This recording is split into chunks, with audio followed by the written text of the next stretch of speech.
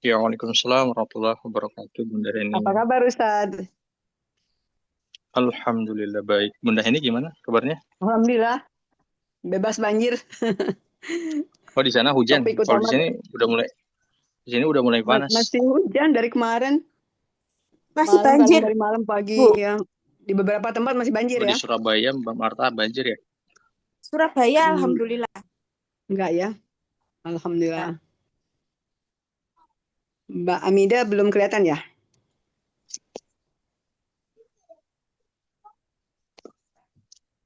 Siapa nih?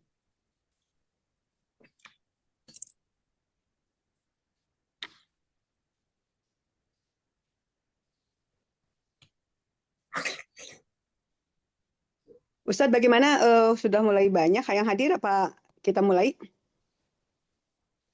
Iya, Bun. Bisa dimulai saja.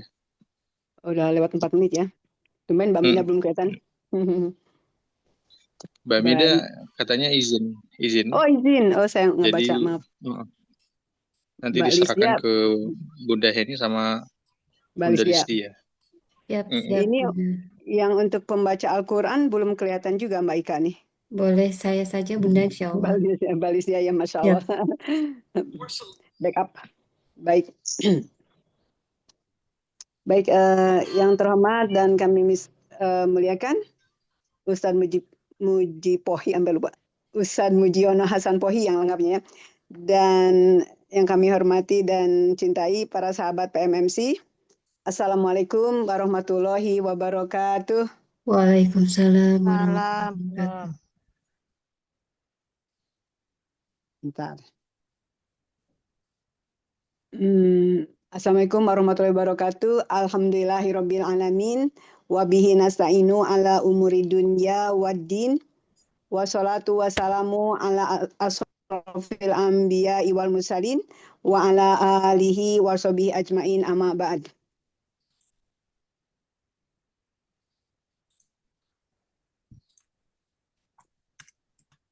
Bentar.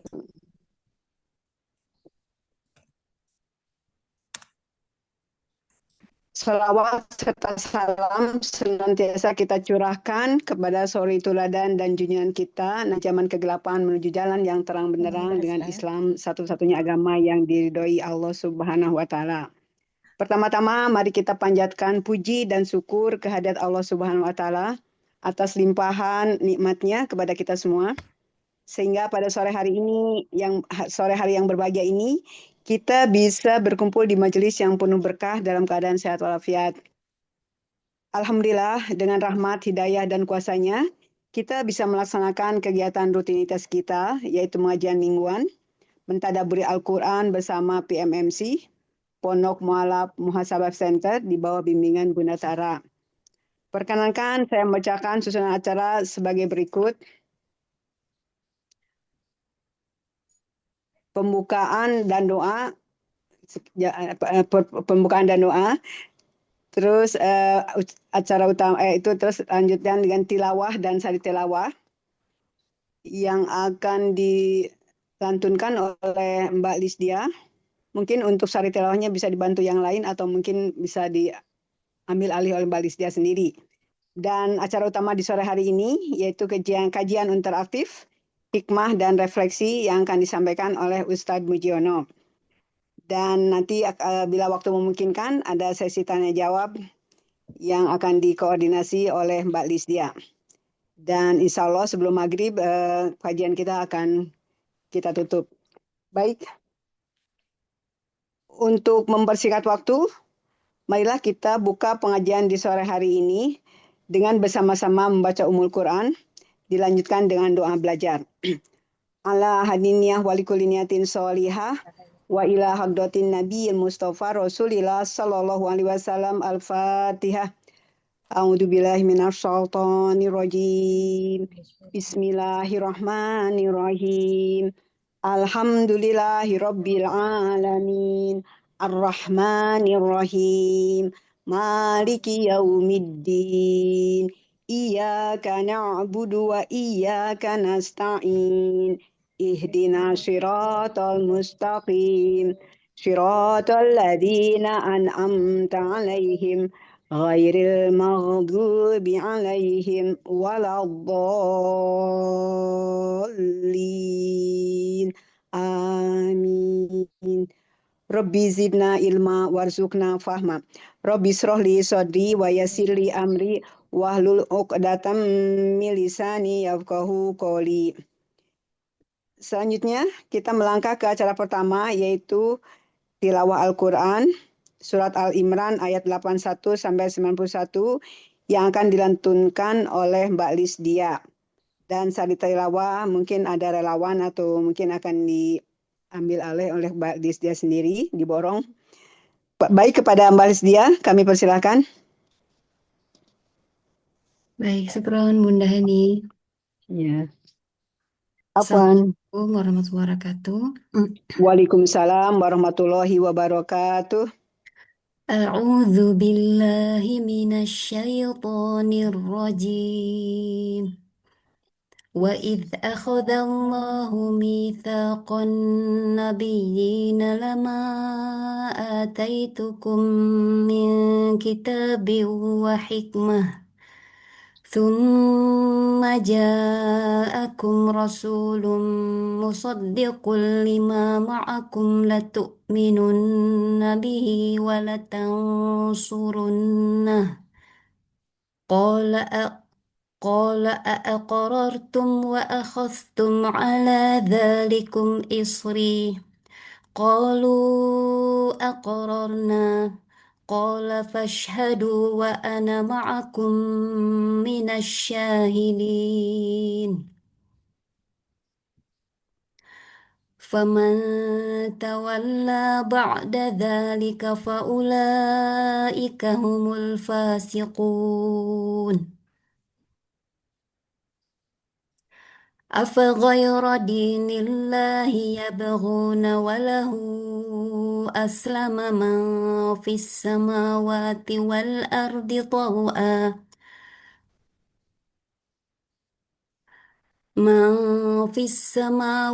والأرض طوعا وكرها وإليه يرجعون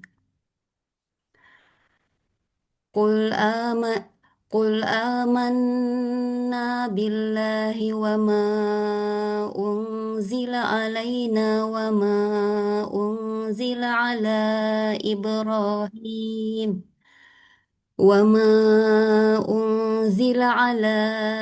إبراهيم وإسماعيل وإسحاق ويعقوب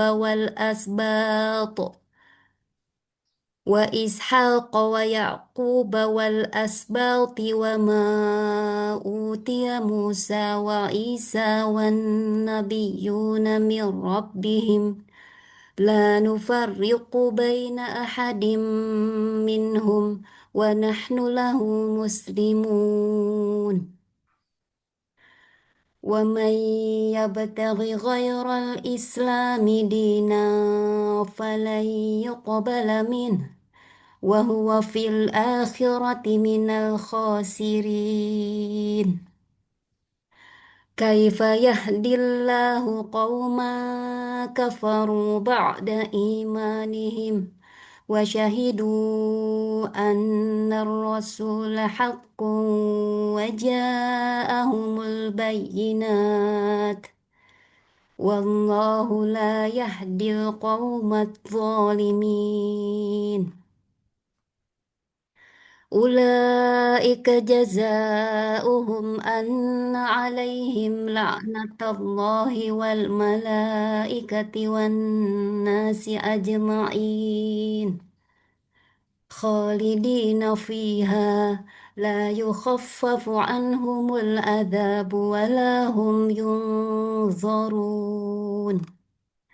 إلا الذين تابوا من بعد ذلك وأصلحوا فإن الله غفور رحيم إن الذين كفروا بعد إيمانهم ثم ازدادوا كفرا لن تقبل توبتهم وأولئك هم الضالون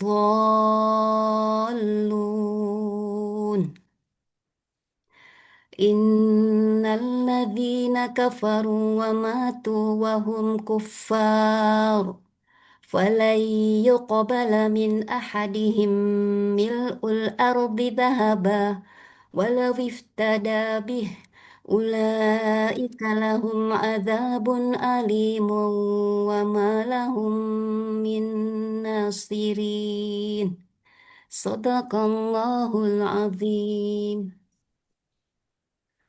Saya bacakan artinya sekalian. Dengan nama Allah yang Maha Pengasih lagi Maha Penyayang. Ingatlah ketika Allah mengambil perjanjian dari para nabi, manakala aku memberikan kitab dan hikmah kepadamu, lalu datang kepada kamu seorang rasul yang membenarkan apa yang ada pada kamu, niscaya kamu akan sungguh-sungguh beriman kepadanya dan menolongnya. Allah berfirman, apakah kamu mengakui dan menerima perjanjian denganku atas yang demikian itu? Mereka menjawab, kami mengakui. Allah berfirman, kalau begitu, bersaksilah kamu para nabi, dan aku menjadi saksi pula bersama kamu. Siapa yang berpaling setelah itu? Mereka itulah orang-orang yang fasik. Mengapa mereka mencari agama selain agama Allah?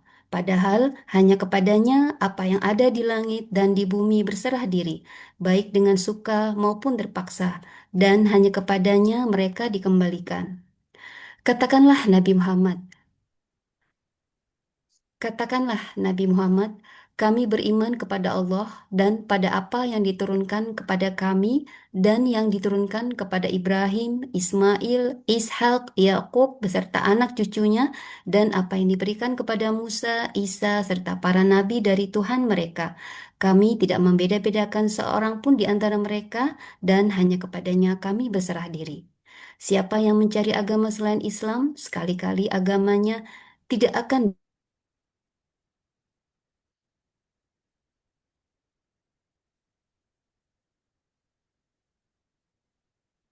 beriman dan mengakui bahwa Rasul Muhammad itu benar dan bukti-bukti yang jelas telah sampai kepada mereka, Allah tidak memberi petunjuk kepada kaum yang zolim. Mereka itu balasannya adalah ditimpa laknat Allah, para malaikat dan manusia seluruhnya. Mereka kekal di dalamnya, laknat.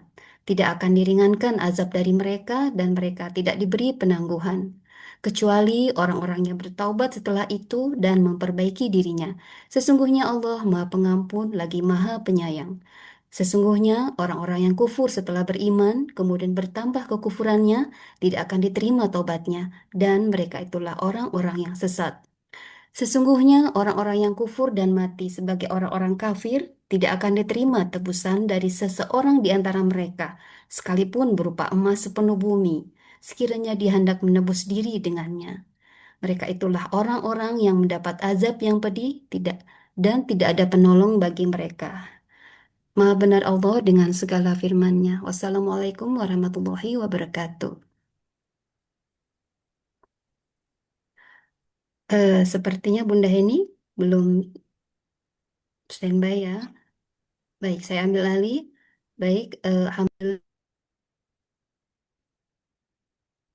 baik, sudah saya bacakan ayat-ayatnya. Semoga Allah melimpahkan rahmatnya kepada kajian kita pada sore hari ini. Dan kita akan masuk kepada agenda utama.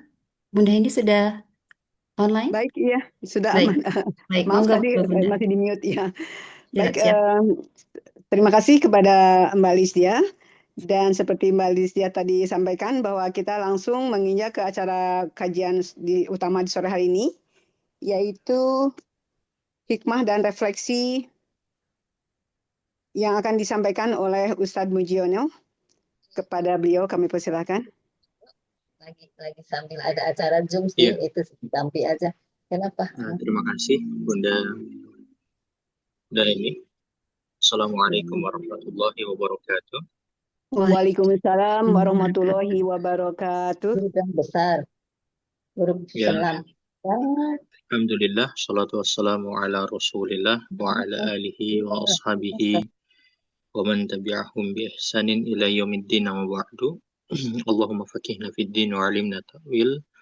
Allahumma rabbana zidna ilma warzuqna fahma. Allahumma inna nas'aluka ilman nafi'a wa la yunsa. Rabbi shrah li sadri wa yassir li amri wahlul 'uqdatam min lisani yafqahu qawli. Kita bersyukur kepada Allah Subhanahu wa taala karena Allah telah memberi begitu banyak nikmat kepada kita, dan di antara nikmat yang begitu besar Allah berikan kepada kita adalah nikmat Islam dan nikmat iman ini. Karena dengan kedua nikmat ini kita bisa merasakan, insya Allah kalau kita bawa nanti sampai di akhirat ya, dan itu kita harapkan dan selalu kita doakan dengan doa ya muqallibal qulub tsabit qulubana ala dinik. Jadi dengan nikmat Islam dan nikmat iman ini kita bisa mendapatkan keselamatan di dunia maupun di akhirat. Salawat serta salam semoga senantiasa tercurah kepada Nabi kita Muhammad Sallallahu Alaihi Wasallam. Beliau merupakan suri teladan yang terbaik bagi kita semua. Rasul menjadi teladan dalam segala hal, akidah, ibadah, maupun muamalah. Maka kita yang mengaku sebagai seorang Muslim, kita harus meneladani beliau pada tiga yang saya sebutkan tadi, pada akidah, kemudian pada ibadah, maupun pada muamalah. Nanti sementara berjalannya kajian, insya Allah mungkin saya akan beberapa kali izin, karena qadarullah istri saya lagi ada tugas di luar, jadi anak-anak dengan saya. Nanti sembari saya mondar-mandir di Zoom, bisa nanti untuk para peserta sekalian saling berdiskusi. Di sini ada Kak Yukiko, ada Bunda Lisdia, ada Bunda Heni, ada Mbak Trias juga, ada Mbak Nias dan lain-lain. Baik, kita langsung masuk di surat Ali Imran ayat yang ke-81.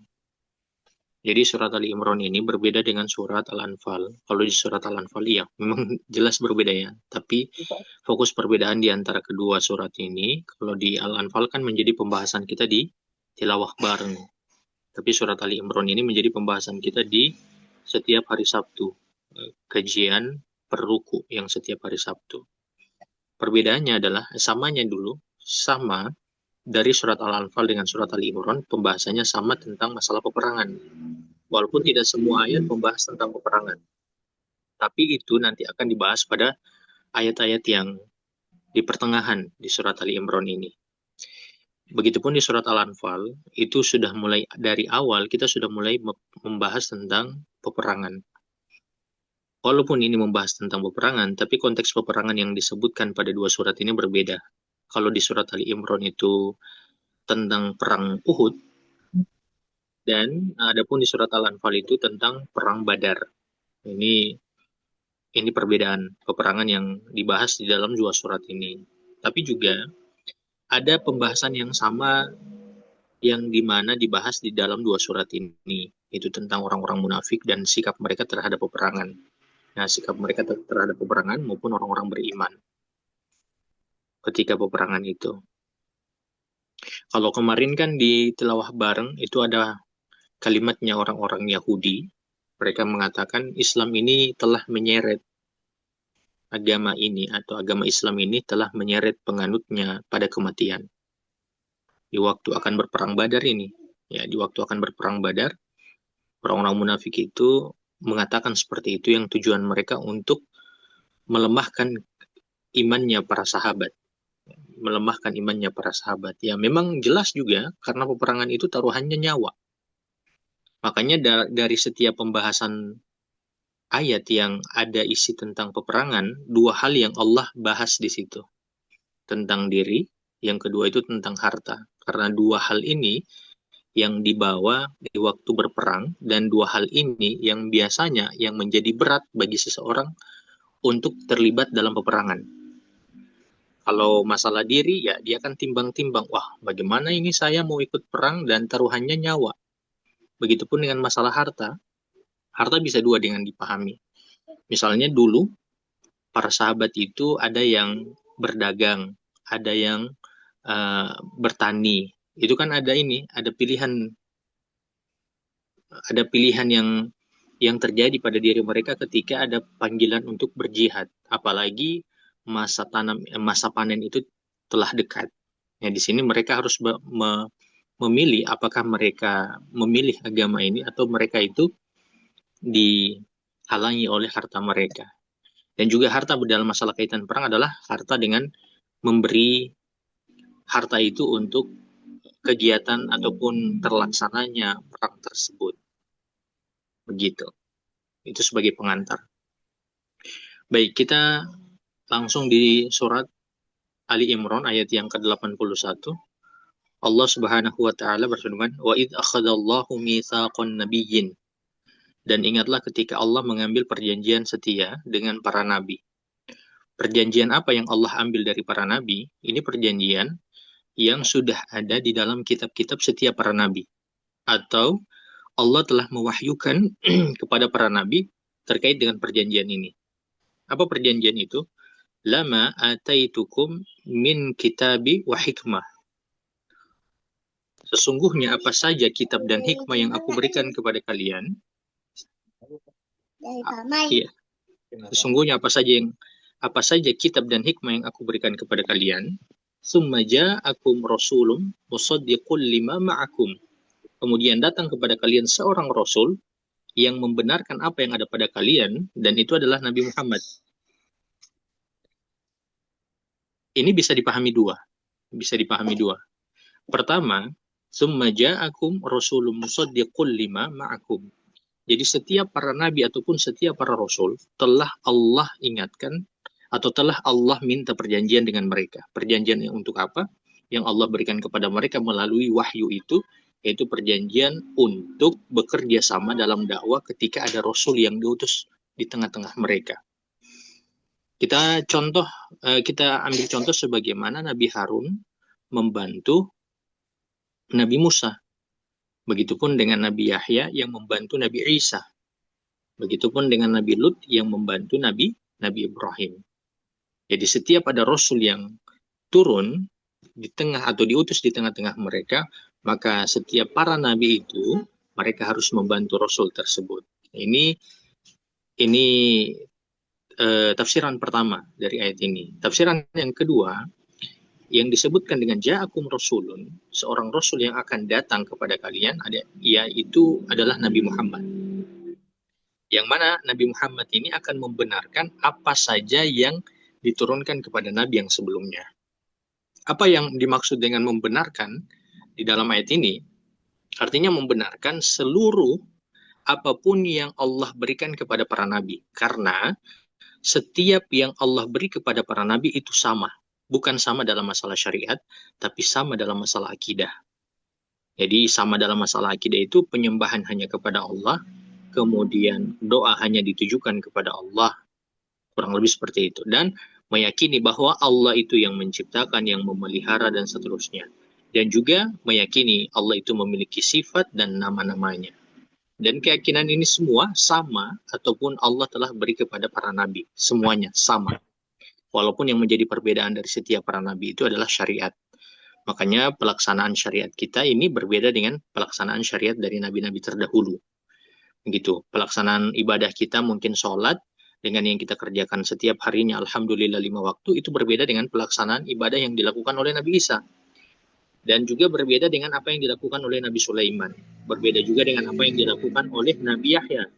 Sampai seterusnya. Jadi terjadi perbedaan syariat di antara para nabi, walaupun memang tetap ada beberapa syariat yang Allah tetap berikan atau tetap berlakukan untuk nabi yang setelahnya. Misalnya kalau di masa kita, syariatnya Nabi Ibrahim terkait dengan masalah kurban itu tetap disyariatkan di masa kita. Ya, tetap disyariatkan di masa kita. Begitupun dengan puasa. Di dalam ayat puasa itu kan Allah menyebutkan, ya ayyuhalladzina amanu kutiba alaikumus syiyamu kama kutiba alal ladzina min qablikum la'allakum tattaqun. Dan Allah katakan, wahai orang yang beriman, telah diwajibkan atas kalian berpuasa sebagaimana telah diwajibkan atas orang-orang sebelum kalian. Berarti memang para nabi sebelum kita ini juga diwajibkan atas mereka berpuasa. Cuman pelaksanaan puasa mereka kan pasti berbeda dengan kita. Dan itu tidak Allah jabarkan. Allah hanya menyebutkan bahwa mereka pun berpuasa. Begitu. Oke, jadi yang di musaddiqan, yang dibenarkan oleh Rasul yang terakhir ini, apa itu adalah semua yang dibawa oleh para Rasul terkait dengan masalah akidah. Itu penyembahan kepada Allah, keyakinan Allah yang menciptakan, dan terkait juga dengan Asmaul Husna. Kemudian Allah katakan, la tu'minunna bih, hendaklah kalian beriman atau bersungguh-sungguh beriman kepadanya. Jadi perjanjian Allah kepada para nabi adalah yang dimana Allah telah menyebutkan itu di dalam wahyu yang Allah berikan kepada mereka, yaitu ketika nabi yang terakhir ini diutus, yaitu Nabi Muhammad, maka mereka harus bersungguh-sungguh beriman kepada nabi itu. Bukan sekedar hanya beriman saja, bukan hanya sekedar mengikuti nabi itu saja, tapi sampai Allah katakan wala tansurunnah, tapi juga kalian harus menolongnya dalam menyebarkan agama Islam. Ingat ya, semua nabi itu beragama Islam, walaupun dalam masalah syariat itu berbeda. Jadi tidak boleh kita katakan Nabi Musa itu beragama Yahudi, kemudian Nabi Isa itu beragama Kristen. Itu tidak boleh kita katakan seperti itu. Karena semua nabi, mau Nabi Isa, Nabi Musa, Nabi Muhammad, Nabi Sulaiman, semuanya beragama Islam. Sebagaimana Nabi Ibrahim mengatakan di dalam ayat Al-Quran, saksikanlah bahwa aku adalah orang-orang yang menyerahkan diri sebagai orang Islam, begitu. Kemudian berikut la tu'minun nabi, hendaklah kalian beriman, ya hendaklah kalian beriman atau sungguh-sungguh beriman kepadanya, itu bukan hanya sekedar dengan mengatakan beriman kepada nabi ketika nabi yang terakhir itu diutus, tapi juga maknanya adalah mengikuti semua syariat yang diturunkan kepada Nabi atau yang diberlakukan kepada Nabi. Bahkan ketika Nabi yang terakhir ini diutus, syariat yang berlaku untuk Nabi yang sebelumnya itu tidak berlaku, kecuali apa yang tetap Allah berlakukan untuk Nabi yang terakhir itu. Sebagaimana yang saya contohkan terkait dengan masalah ritual syariat yang tetap Allah berlakukan kepada Nabi Muhammad, yang dimana itu Allah berlakukan kepada Nabi Ibrahim terkait dengan masalah kurban. Begitu.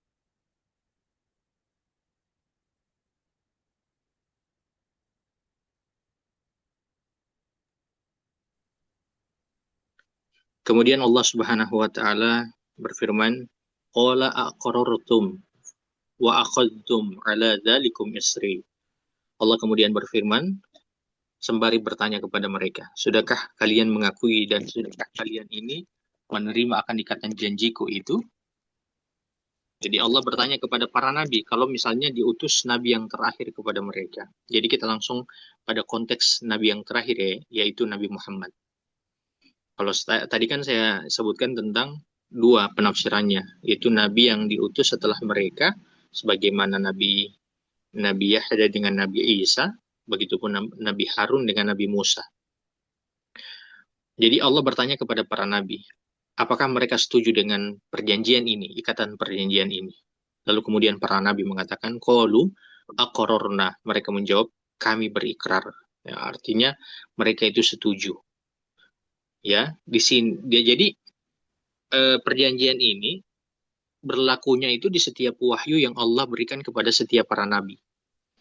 Ya, Allah berikan kepada setiap para nabi. Dan itu Allah berikan, iya, kan tunggu kalau saya lihat di sini, iya kan, jangan sampai ada yang menganggap bahwa para nabi ini dimintai persetujuan itu ketika mereka berada di alam barzakh. Artinya sebelum mereka itu dijadikan sebagai manusia, diciptakan sebagai manusia. Tidak. Jadi perjanjian itu diambil di setiap para nabi ini diberikan wahyu. Jadi ada wahyu yang berisi untuk membela ataupun beriman kepada nabi yang terakhir ini. Ketika nabi yang terakhir itu diutus. Dan mereka, para nabi ini, sempat hidup di saat nabi yang terakhir ini diutus. Tapi kan nyatanya tidak ada satu orang pun nabi yang mana mereka itu masih hidup bersama dengan Nabi Muhammad. Tidak ada satu orang pun. Sekalipun itu Nabi Khidir ya, karena memang ada keyakinan dari beberapa pihak yang menyatakan bahwa Nabi Khidir sampai hari ini itu masih hidup. Ya, mereka mengatakan Nabi Khidir sampai hari ini itu masih hidup. Tidak ada. Nabi yang masih hidup itu di muka bumi tidak ada sama sekali sampai hari ini. Kecuali kalau ditanya Nabi yang masih hidup sampai hari ini itu Nabi Isa. Tapi dia tidak hidup di bumi ini, dia hidup di atas langit. Nanti dia akan turun di hari kiamat untuk menjalankan tugas yang telah Allah tugaskan kepadanya. Oke, kemudian Allah katakan, qala fashhadu wa ana ma'akum minasyahidin. Allah kemudian berfirman lagi, maka saksikanlah oleh kalian dan aku juga menjadi saksi bersama dengan kalian. Nah, jadi telah terjadi kesepakatan antara Allah dengan para nabi ketika nabi yang terakhir ini diutus. Begitu sudah saya jabarkan tadi, yang dimana para nabi ini akhirnya mereka tidak membersamai Nabi Muhammad karena memang Allah telah menetapkan ajal mereka terlebih dahulu. Kemudian Allah Subhanahu wa taala berfirman,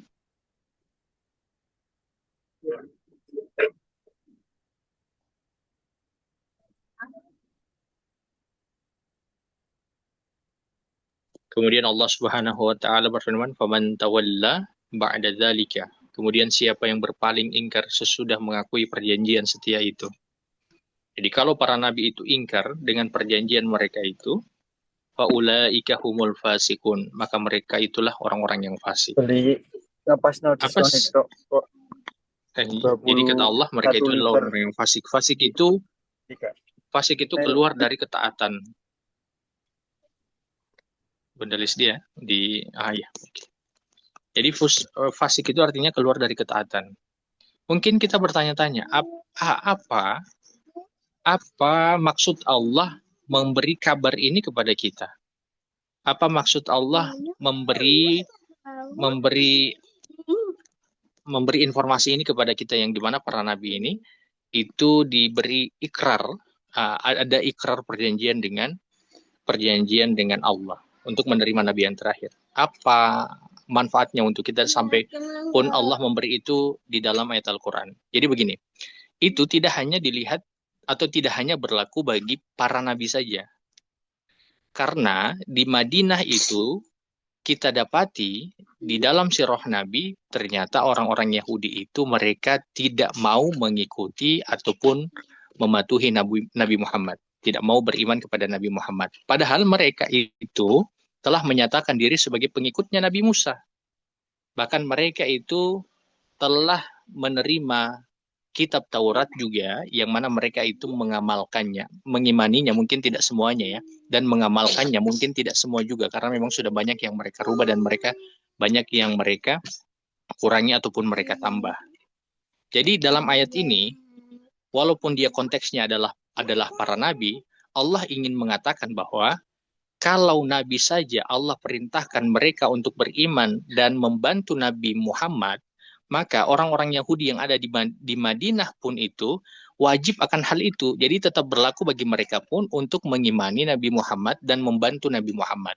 Dan itu juga bukan hanya berlaku bagi orang-orang Yahudi yang ada di masa Nabi, tapi akan berlaku bagi setiap manusia sampai hari kiamat. Jadi setiap orang yang mengaku telah mendapatkan atau mengikuti petunjuk dari setiap nabi yang mereka klaim, sebagaimana orang Nasrani, mereka mengklaim mengikuti Nabi Isa dengan membawa wahyu Injil, Nabi Musa, yang mana mereka mengklaim mereka mengikuti Nabi Musa, orang-orang Yahudi ya, mereka mengikuti Nabi Musa dengan mengklaim bahwa mereka itu mengamalkan Taurat. Maka ini poinnya di sini. Harusnya mereka tidak boleh, harusnya mereka beriman kepada Nabi Muhammad dan harusnya mereka itu menolong Nabi Muhammad. Ya, ini insya Allah bisa dipahami ya. Seperti itu. Karena kalau mereka itu ingkar, kata Allah sebagaimana dalam ayat yang ke-82, Allah menyebutkan mereka itu adalah orang-orang yang fasik. Tidak akan mungkin para nabi itu mereka melakukan pengingkaran terhadap perjanjian ini.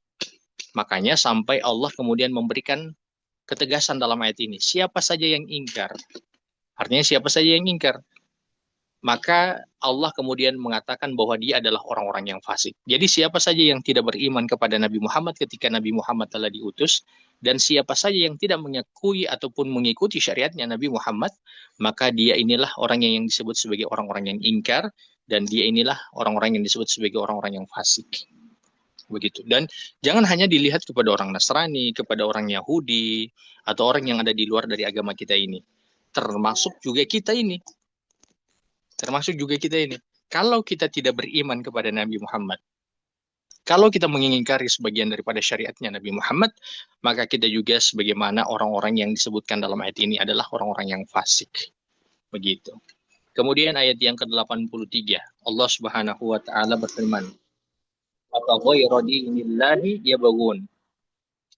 Apakah patut bagi mereka mencari agama selain daripada agama Allah ini? Jadi agama yang ada di muka bumi ini yang benar itu hanya satu dari dulu sampai hari kiamat, yaitu hanya agama Islam saja. Penyebutan din itu mencakup segala hal dari masalah akidah tentu dan berikut masalah ibadah maupun dalam masalah muamalah. Itu penyebutan din. Di dalam ayat Al-Qur'an ada penyebutan dengan penyebutan yang lain untuk memberikan makna agama, yaitu millah. Tapi millah ini dia fokus pembahasannya tentang akidah.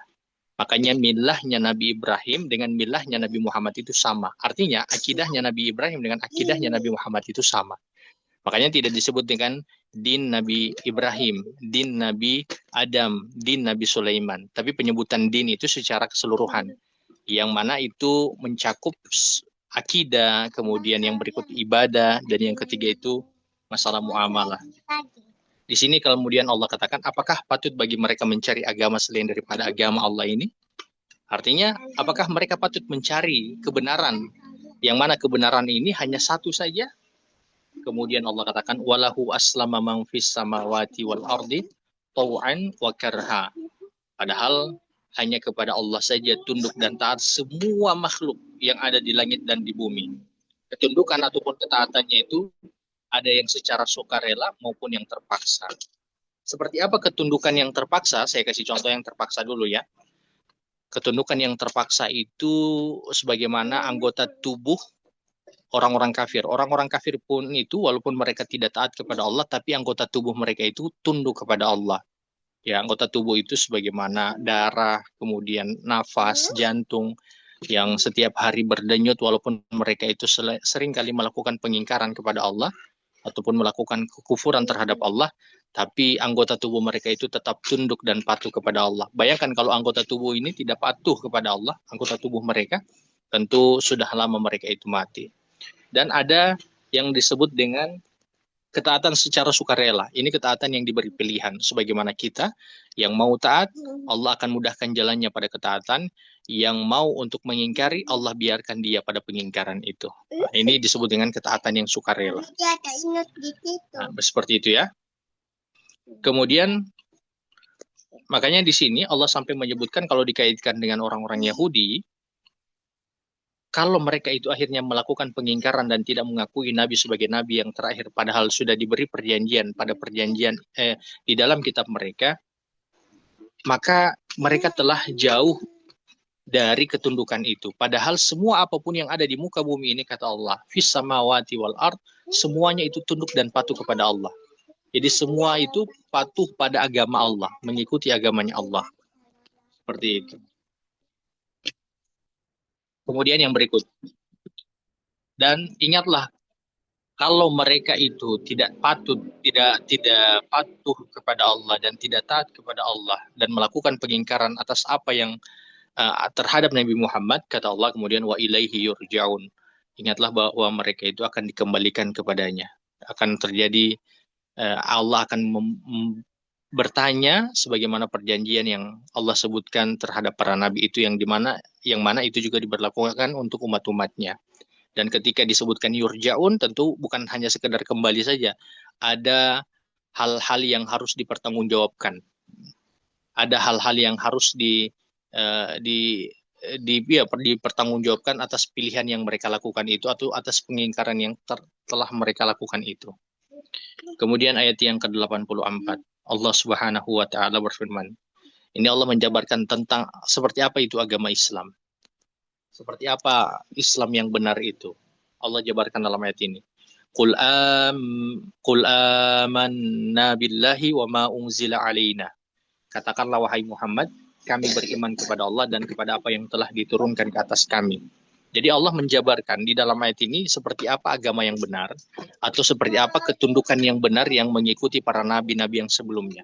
Yaitu mereka beriman kepada Allah Subhanahu wa taala, mereka harus beriman kepada Allah Subhanahu wa taala, dan juga mereka harus beriman kepada apa yang Allah turunkan pada nabi-nabi mereka.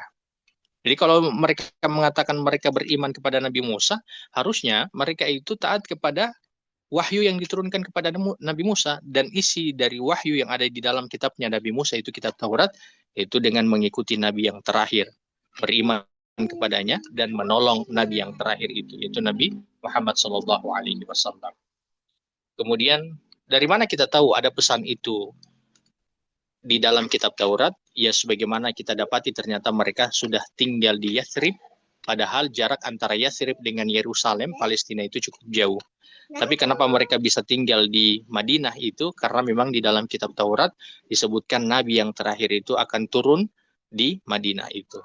Tapi ketika turun, mereka pun ternyata tidak mengimani Nabi yang terakhir itu. Kemudian Allah katakan, وَمَا أُنْزِلَ عَلَى إِبْرَاهِيمَ وَإِسْمَاعِيلَ وَإِسْحَاقَ وَيَعْقُوبَ وَالْأَسْبَاطِ. Dan mereka pun harus beriman dengan apa yang telah diturunkan kepada Nabi Ibrahim, Nabi Ismail, Nabi Ishak, Nabi Yakub, dan keturunannya. Artinya, semua agama itu dia sama dalam masalah akidah, sebagaimana yang saya sebutkan tadi, termasuk isi perjanjian untuk menerima Nabi yang terakhir. Walaupun dalam masalah syariat berbeda ya, sebagaimana yang saya sebutkan. Dan dalam masalah muamalah beberapa hal juga itu ada yang berbeda. Contoh perbedaannya juga, itu kalau nabi-nabi terdahulu, mereka kalau sholat harus sholatnya di mihrab. Tidak sah mereka itu sholat di rumah. Mereka tidak sah sholat di rumah. Mereka harus sholatnya di tempat ibadah. Kalau di kita sekarang kayak seperti di masjid. Kalau kita sekarang kan kita diberi kemudahan oleh Allah. Sholat di masjid boleh dan menjadi keutamaan bagi laki-laki. Dan sholat di rumah juga boleh dan menjadi keutamaan bagi perempuan. Dan menjadi perbedaan juga dulu tentang masalah harta ghanimah. Harta ghanimah itu haram untuk diambil. Orang kalau selesai berperang, orang-orang dulu kalau selesai berperang pada masa-masa Nabi itu, mereka harus mengumpulkan harta ghanimah itu di bagian tengah. Lalu tidak lama dari itu Allah akan mengirimkan petir untuk memusnahkan harta ghanimah itu. Kalau kita kan tidak, harta rampasan perang itu menjadi halal untuk kita dan kita bisa bawa untuk keperluan kita dan untuk keperluan keluarga kita. Kemudian wama utiya Musa wa Isa wan nabiyyuna mir rabbihim, dan juga mereka harus beriman kepada apa yang ada pada Nabi Musa, Nabi Isa dan semua nabi-nabi dari Tuhan mereka. Ya, begitu. Kalau mereka mengatakan mereka itu Islam adalah agama yang benar, berada di atas agama yang benar, maka harus mereka itu beriman kepada Allah dan beriman kepada wahyu dan beriman kepada semua apa saja yang Allah turunkan kepada setiap nabi. Termasuk di sini Allah menyebutkan Nabi Musa dan Nabi Isa. Lalu kemudian Allah katakan sebagai bentuk penegasan ini, la nufarriqu baina ahadim minhum, dan juga tidak boleh mereka membedakan para nabi itu di antara mereka. Nah, pembedanya seperti apa sih? Kan orang-orang Yahudi itu mereka tidak mengakui Nabi Isa dan Nabi Muhammad. Begitupun orang-orang Nasrani, mereka tidak mengakui Nabi Muhammad. Adapun kita yang mengaku sebagai seorang Muslim, maka kita ini harus mengakui semua para nabi. Ya, kita harus mengimani semua para nabi. Ini menjadi penegasan bagi mereka. Jadi tidak sah keislaman mereka ataupun mereka berada pada kesesatan maupun kekufuran apabila mereka menolak sebagian ataupun satu orang nabi, sebagaimana orang Yahudi maupun orang Nasrani yang saya sebutkan tadi. Wa nahnu lahu muslimun, dan kepada Allah lah mereka itu berserah diri. Jadi ini kaidah untuk mereka berada pada kebenaran. Yang saya ulangi lagi, beriman kepada Allah, beriman kepada wahyu yang diturunkan kepada para nabi ataupun yang diberikan kepada mereka. Kemudian yang ketiga, beriman kepada semua para nabi dengan tidak membedakan para nabi itu, artinya tidak menolak para nabi itu, tapi mereka harus menerima semuanya. Dan yang terakhir, mereka harus mengakui diri mereka sebagai seorang muslim, atau baru mereka itu disebut sebagai orang-orang muslim yang menyerahkan diri mereka kepada Allah Subhanahu wa taala. Kemudian ayat yang ke-85 Allah menyebutkan wa may yabtaghi ghairal islami dina, dan siapa saja yang mencari agama selain daripada agama Islam ini. Itu ya, semua para nabi agamanya Islam. Di sini Allah kemudian memberikan penegasan. Siapa yang mencari di luar daripada agama Islam ini? Tadi Allah sudah menyebutkan Nabi Yakub, Allah sudah menyebutkan Nabi Ibrahim, Allah sudah menyebutkan Nabi Isa, Allah sudah menyebutkan Nabi Musa sebagai bentuk penegasan bahwa semua para nabi itu berada di atas satu agama yang sama. Makanya kemudian Allah menyebutkan wa may yabtaghi ghairal islami dina. Siapa yang mencari di luar daripada agama Islam ini, fala yuqbala min, maka tidak akan diterima darinya. Apa yang tidak akan diterima? Seluruh kebaikannya. Jadi orang Yahudi itu mereka melakukan kebaikan, banyak membantu orang, mungkin juga mereka melakukan sedekah, beribadah juga, sebagaimana kalau kita lihat di Palestina itu di tembok ratapan mereka sangat khusyuk untuk berdoa kepada Allah. Tapi ternyata ritual-ritual yang mereka lakukan walaupun mereka tujukan itu kepada Allah ternyata salah. Ya, kesalahan yang mereka lakukan pun bukan kesalahan yang kecil, tapi kesalahan yang besar yang mana mereka tidak dianggap sebagai seorang muslim. Jadi mereka itu kafir. Sebagaimana juga orang-orang musyrikin. Mereka itu rajin untuk bersedekah. Mereka itu rajin untuk melakukan ibadah haji. Karena kan haji kan memang sudah ada dari dulu. Tapi Allah kemudian menyebutkan fala yuqbala min, tidak akan diterima semua amal kebaikan yang mereka lakukan itu. Makanya kalau kita hari ini ada orang yang melakukan kesyirikan, melakukan kekufuran, walaupun dia mengaku sebagai seorang muslim dan banyak melakukan ibadah, maka bisa jadi semua ibadah yang dia lakukan itu tidak akan Allah terima. Karena apa? Karena syarat diterimanya ibadah itu adalah syahadat. Ikhlas, murni, beriman kepada Allah dengan tidak melakukan kesyirikan. Yang kedua, beriman kepada Nabi Muhammad dan tidak menyelisih beliau. Dan beriman juga kepada rukun-rukun iman itu. Nah, pokoknya gitu lah. Rukun-rukun iman, kitab-kitab, para malaikat, dan seterusnya. Jadi kalau ada orang yang melakukan kesyirikan, maka tidak diterima amal ibadah yang dia lakukan itu. Wa huwa fil akhirati minal khasirin.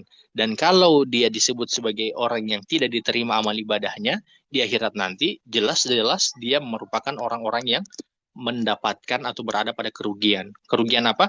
Dia sudah merasa bahwa dia sudah melakukan banyak hal, dan ketika dia di dunia sudah keletihan melakukan segala bentuk ibadah, sudah mengeluarkan hartanya untuk bersedekah, tapi apa? Ternyata dia menjadi orang-orang yang merugi.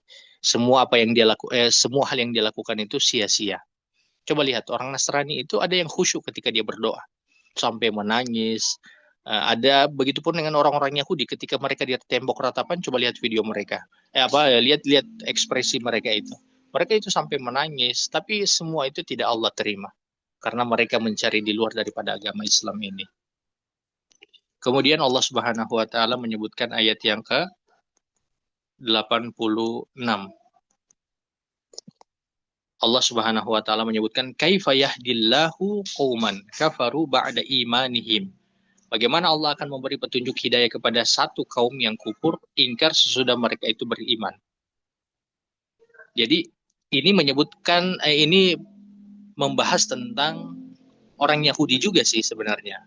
Karena awal pertama kali ketika mereka sampai ke Madinah, mereka itu menerima apa yang disebutkan di dalam wahyu itu. Penerimaan mereka itu ya dengan mereka pergi ke Madinah dan menunggu Nabi yang terakhir akan diutus di situ. Nah, bisa juga ini dimaknai dengan orang-orang Yahudi ataupun orang-orang munafik. Jadi kalangan orang munafik itu kan ada dua. Kalangan munafik yang pribumi Madinah, pribumi Yathrib, dengan kalangan orang munafik dari kalangan Yahudi bawah. Yang mereka itu sering duduk atau bermajelis dengan Nabi. Tapi ketika mereka bermajelis dengan Nabi itu, mereka tidak ikhlas dalam bermajelis dengan Nabi itu. Mereka tidak ikhlas pada majelisnya Nabi itu. Mereka tidak mau menerima kebenaran yang disampaikan oleh Nabi itu. Baik, bagaimana Allah akan memberi petunjuk hidayah kepada satu kaum yang telah ingkar sesudah mereka itu beriman? Mereka sudah tahu bahwa Nabi Muhammad ini sebagai Nabi yang terakhir yang diutus. Tapi karena ada kesombongan itu, dunia itu bisa menjadi penyebab seseorang itu menolak kebenaran. Dari mana kita bisa dapatkan contohnya? Dari semua yang Allah telah sebutkan di dalam ayat Al-Quran. Misalnya tentang Fir'aun. Fir'aun itu tahu bahwa Nabi Musa itu sebagai Nabi. Hanya saja karena memang dia terlena dengan kedudukannya. Ya, dia terlena dengan kedudukan. Yang kedua, Abu Lahab. Abu Lahab itu tahu bahwa Nabi Muhammad itu sebagai orang yang jujur, yang tidak mungkin dia berdusta. Abu Jahal juga, yang dimana selama 3 hari bersama dengan 2 orang yang lain, mereka mendengarkan Rasul itu sholat malam. Jadi mereka mendengarkan Rasul itu membaca ayat Al-Quran di sholat tahajudnya beliau. Seperti itu. Tapi apa yang terjadi ketika ada satu orang dari yang 3 itu mengatakan bagaimana menurutmu tentang itu? Lalu kemudian kata Abu Jahal, sudah dari dulu kami ini bersaing. Jadi sudah dari dulu kami ini bersaing. Persaingan mereka itu tentang kebaikan juga. Pokoknya memberi makan dan seterusnya. Jadi persaingan Bani Hashim, baninya Nabi Muhammad dengan baninya Abu Jahal ini. Karena kesombongan kedudukan itulah yang menjadi penyebab Abu Jahal itu tidak mau menerima Islam. Nah, gitu ya. Jadi apapun yang menjadi kelebihan bagi kita di dunia itu bisa menjadi fitnah untuk kita. Dari kedudukan kita, ya, kemudian harta kita, ya, paras kita juga, semuanya pokoknya yang menjadi kelebihan yang kita merasa kita yang tidak dimiliki oleh orang lain atau yang tidak dimiliki banyak oleh orang lain, itu menjadi penyebab kesombongan seseorang. Ya, dan kesombongan itu yang menjadi biasanya menjadikan dia itu menolak kebenaran. Kan ada yang, kok saya harus duduk di situ sih? Kan misalnya di hatinya ya, misalnya di hati, saya kan orang kaya, saya kan berkedudukan, kok saya duduk di situ sih? Saya maunya tempatnya harus lebih elit lah, atau kawan-kawan saya harus kawan-kawan yang lebih baik lah. Jangan saya duduk dengan orang-orang seperti itu. Itu kan pernyataan orang-orang musyrikin juga. Ketika mereka memberikan persyaratan untuk duduk dengan Nabi, yaitu tidak boleh ada budak yang duduk dengan mereka. Dan itu juga Allah sebutkan di dalam surat Abasa pada peristiwa yang dimana Ibnu Maktum itu datang kepada Nabi. Begitu. Kemudian dan orang Yahudi ini kenapa sampai mereka itu merasa sombong? Ilmu juga. Jadi para ustadz pun sekalipun disebut sebagai orang yang setelah memiliki ilmu, itu bisa ada kecenderungan atas kesombongan. Dan kesombongan dengan ilmu juga ini menjadi fitnah yang tersendiri yang bisa menolak kebenaran. Jadi dalam masalah dalam hal-hal yang Allah lebihkan kepada kita, harta, kedudukan maupun ilmu agama, harus dibarengi dengan niat ikhlas karena Allah. Dan niat ikhlas karena Allah juga intinya adalah kejujuran hati, di mana mencari ridhonya Allah Subhanahu wa taala. Kemudian Allah katakan wasyahidu annar rasula haqqo, dan juga sesudah mereka bersaksi bahwa Rasulullah itu adalah Rasul yang benar. Ada yang menyebutkan ayat ini terkait dengan orang-orang Yahudi yang mana mereka mengatakan bahwa mereka itu beriman kepada Allah dan kepada Rasul. Ya, orang Yahudi maupun orang-orang pribumi Madinah, yang akhirnya mereka menjadi orang-orang munafik. Karena munafik yang saya sebutkan tadi dari 2 golongan ini. Waja'ahumul bayyinat, dan telah datang kepada mereka keterangan-keterangan yang jelas karena mereka itu hadir di majelisnya Nabi.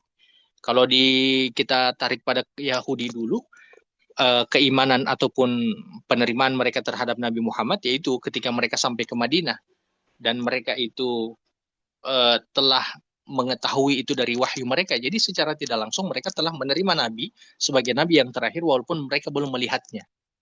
Dan mereka sudah mengikuti apa yang disebutkan di dalam wahyu mereka tentang Nabi yang terakhir akan diutus di Madinah itu.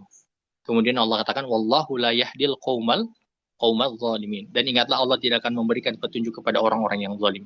Siapa orang-orang yang zalim? Itu orang-orang yang melakukan pengingkaran terhadap Islam, melakukan pengingkaran terhadap wahyu, apa yang disebutkan dalam wahyu, dan juga melakukan pengingkaran terhadap Rasul. Di sini Allah sebutkan Allah tidak akan memberikan hidayah kepada mereka. Makanya lagi, kalau kesombongan telah masuk pada diri seseorang, kesombongan ya, dan merendahkan orang yang membawa kebenaran padanya, biasanya orang yang rendah menurut dia ini sedang memberi hidayah kepadanya, menjadi jalur Allah untuk memberi hidayah kepadanya. Tapi karena ada kesombongan ini yang menjadi pembatas dia dari hidayahnya Allah itu. Makanya sampai Allah menyebutkan orang-orang yang zalim itu, kezaliman itu menjadi benteng, pagar dari hidayah yang Allah beri kepada seseorang. Kemudian ayat yang ke-87, Allah Subhanahu wa taala menyebutkan balasan yang akan nanti mereka dapatkan. Ulaika jazaohum anna 'alaihim la'natullah. Mereka itu balasannya adalah laknat dari Allah Subhanahu wa taala. Nah, yang mana mereka tidak beriman kepada Nabi, akhirnya mereka tidak mengakui Nabi, Ya, kalau kita tarik hari ini ya, jadi jangan hanya fokus pada orang-orang Yahudi di masa itu saja, tapi juga harus kita fokus pada diri kita. Karena ada yang mengaku mereka itu beriman kepada Nabi Muhammad, ternyata mereka tidak benar-benar mengikuti beliau.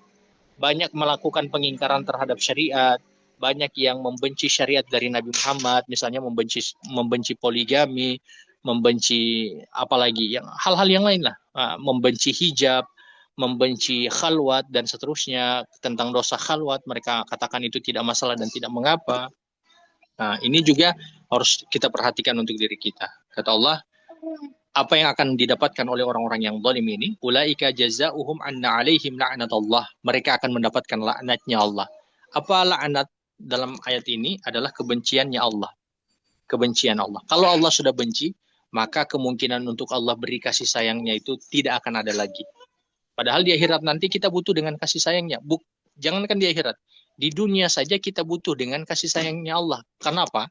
Karena Rahim atau Rahman dan Rahim itu bisa membawa kita pada ampunannya Allah dan bisa memberi dan menjadi jalan kita bisa mendapatkan hidayah dan taufiknya Allah. Kemudian Allah katakan, wal malaikati wan nasi ajma'in. Bukan hanya Allah yang melaknat mereka, tapi juga para malaikat, kemudian juga manusia secara keseluruhan. Bukankah satu makhluk yang Allah contohkan di dalam ayat Al-Quran yaitu Abu Lahab adalah makhluk yang Allah laknat, dan sampai hari ini kita seringkali membaca surat Al-Lahab yang isinya tentang pemberitahuan bahwa Abu Lahab itu ada di dalam neraka. Dan ini diantara contoh bahwa semua manusia melaknat dia. Mungkin demikian Mbak Bunda Lisdia, nanti insya Allah saya masuk lagi setelah sholat maghrib. Di sini sudah sedikit lagi masuk sholat maghrib. Wabillahi taufiq wal hidayah. Assalamualaikum warahmatullahi wabarakatuh. Waalaikumsalam warahmatullahi wabarakatuh, Ustaz. Silakan Bunda ini. Mbak Lisdia. Oke, baik. Silakan. Baik, alhamdulillah, masya Allah. Syukran kasihan Ustadz dari beberapa penjelasan yang Ustadz sempat sampaikan dari awal sehingga ayat 87 tadi, masya Allah. Kita telah dijelaskan ya para sahabat beberapa hal terkait dengan pentingnya kita meyakini semua nabi, pentingnya kita tidak membeda-bedakan semua nabi dan rasul yang telah Allah utus itu karena seperti yang Ustaz jelaskan tadi, kalau ditarik ke sekarang ini, jangan-jangan kita sendiri tidak menjalankan sepenuhnya beberapa syariat agama ini. Seperti tadi Ustadz bilang ada yang bisa jadi kita ada yang masih menolak syariat hijab mungkin atau syariat poligami. Padahal semua itu adalah ketentuan syariat yang Allah telah turunkan kepada Nabi Muhammad.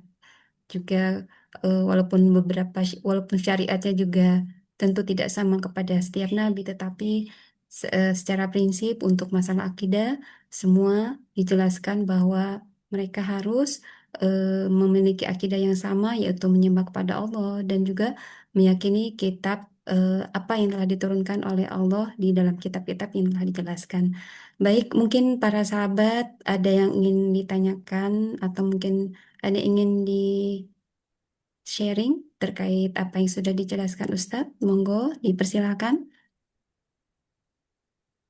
Sementara menunggu Ustadz sholat maghrib di Gorontalo.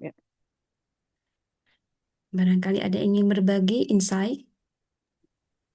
Pak Listia mau bertanya. Iya, monggo Bundaku, silakan. Iya, jadi sebenarnya sampai hari ini sampai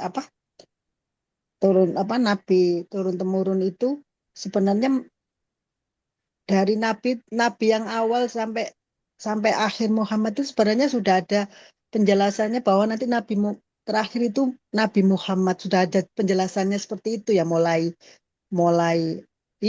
Musa, mulai yang Ibrahim itu semuanya sudah ada, itu disampaikan semuanya gitu ya Mbak Lisdia. Saya menjawab sebagai orang awam ya Bunda. Kalau yang Heeh. saya yakini seperti itu ya Bunda, dari yang Pak Ustadz jelaskan tadi. Tapi tentu saja akan kita tanyakan nanti ke Ustadz Iya, nanti ya. heeh. Kalau dari Jadi ayat 81 cu- ya. Ya. iya, cuman kan seperti zamannya Ibrahim, semua ke Ibrahim, terus Musa, terus Isa. Nah, sampai ke Muhammad ini harusnya kan semua yang dari agama apa Nasrani apa apa harusnya kan ikut ini ya, ke terakhir ya harusnya kayak Hindu, Buddha. Jadi nggak ada agama lain harusnya Iya, gitu ya, Mbak ya. iya, iya Menurut anu, benar-benar. iya harusnya gitu Iya, ya. iya Heeh. benar-benar Bunda.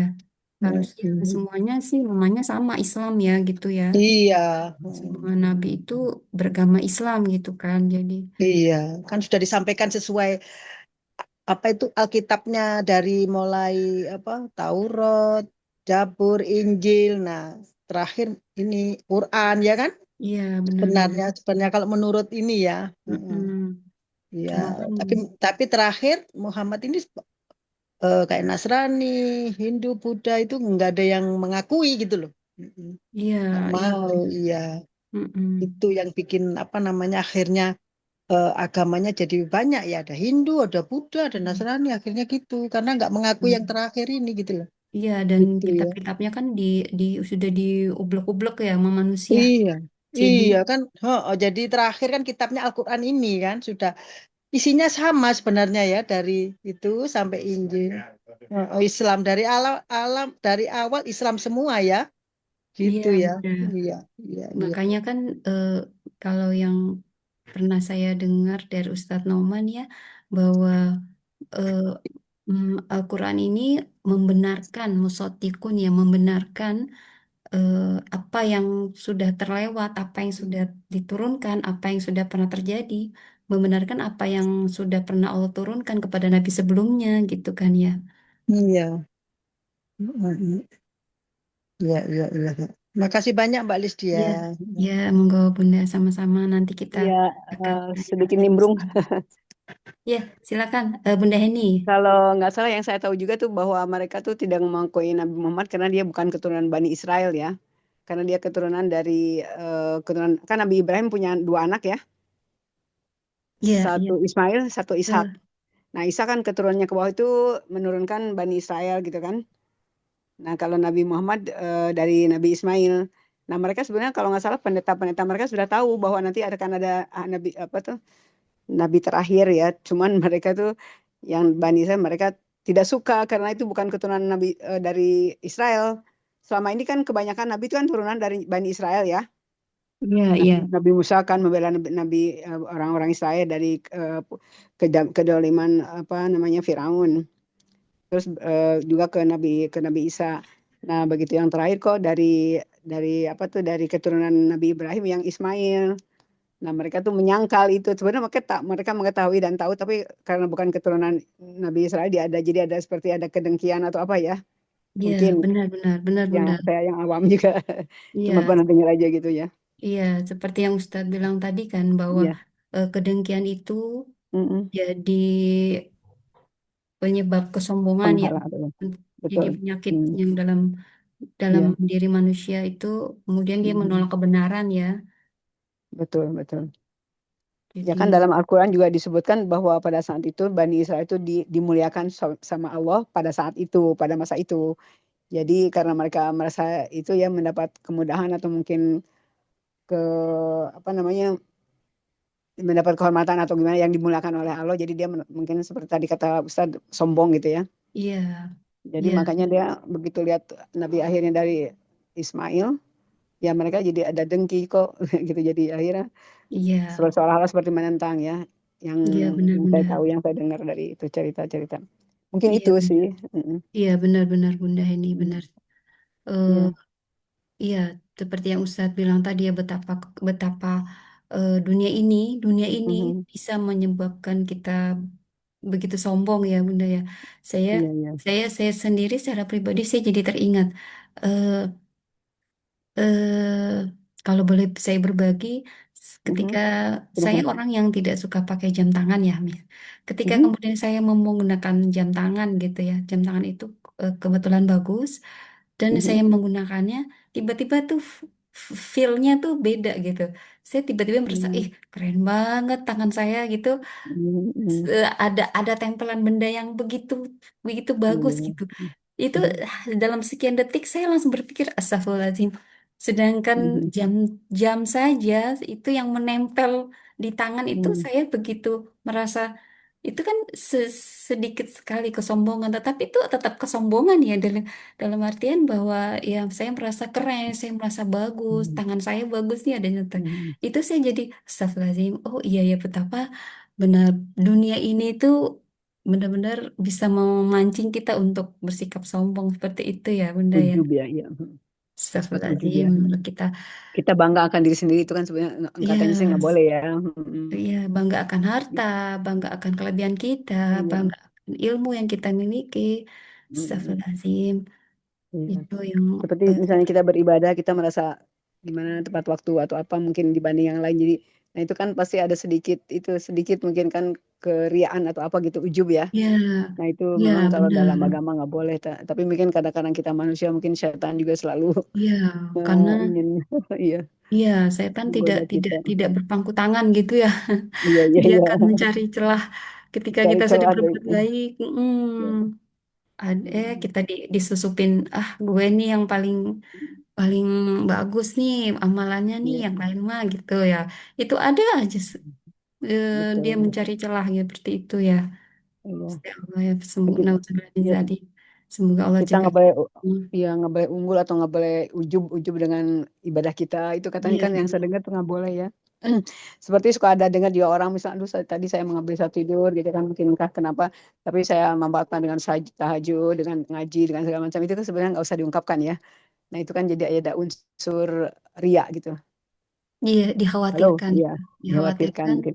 itu Sebenarnya apa akan yang kita lakukan menjadi itu iya, sebaiknya sih hanya untuk diri sendiri. iya Iya, benar-benar karena ada kecuali nanti ada rasa ujubnya itu. iya Itu benar yang saya dengar dari para ulama sih. iya itu Mhm. itu rasa bangga pada diri sendiri gitu ya Bunda ya. Iya betul betul. Iya. Kalau modelnya itu Bu Eni kayak mengajak gitu. Contohnya eh, kita tahajud terus kita WA ke grup, Mhm. ayo tahajud. Itu termasuk Mhm. ria apa enggak? Kita kan niatnya mengajak gitu loh.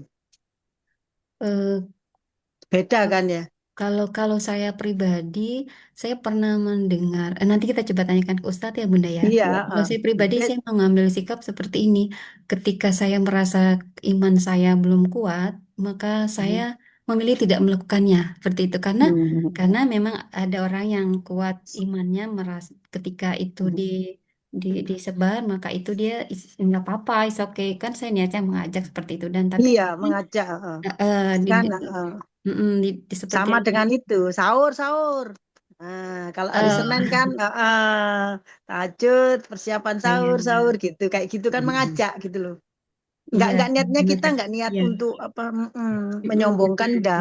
Gimana ya kayak iya, gitu kan? Tergantung niatnya ya mungkin ya. iya, benar Mm-mm. ya, benar tergantung niatnya dan Iya. memang kalau niatnya syiar sih memang malah harus disebar ya. Kalau niatnya syiar Iya. ya, kayak kita pengajian nih ada kajian ilmu, maka Mhm. kita Betul. harus share karena orang konser dangdut aja nge-share ya Bunda ya.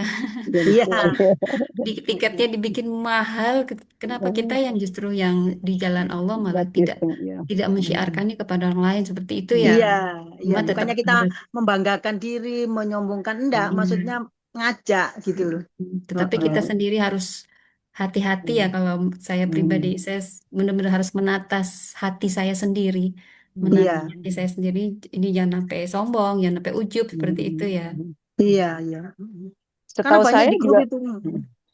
silakan Di Bu grup Gus. itu iya, karena di grup itu banyak itu yang anu jam 3 sudah ini apa namanya tahajud, jam 2 Mhm. pada Iya, emang ada masing-masing benar. Grup iya. seperti itu memang ada karena memang niatnya eh, Ngajak, ngajak, marilah kita tahajud, benar. gitu loh, modelnya Mm-mm. gitu.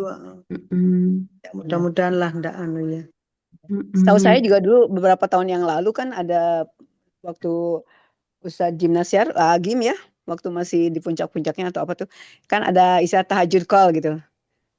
Setahu saya Ya, mungkin yang masuk Ya, WA-nya dia ada tahajud call ya, tapi saya nggak ikut, ya, maksudnya karena itu kan di Bandung dan saya juga jarang mengikuti kajian gimnasia, jadi nggak ikut grupnya dia gitu. Cuman Mm, dengar aja bahwa ada tahajud call gitu kan. Iya, Ya mereka iya, saling terus, mengingatkan ya. mm-mm. Tapi untuk saya sendiri ya saya juga di seperti grup SMA, grup ya terutama grup SMA Tasikmalaya itu ya suka ada yang mengingatkan untuk tahajud call, yuk kita semayang.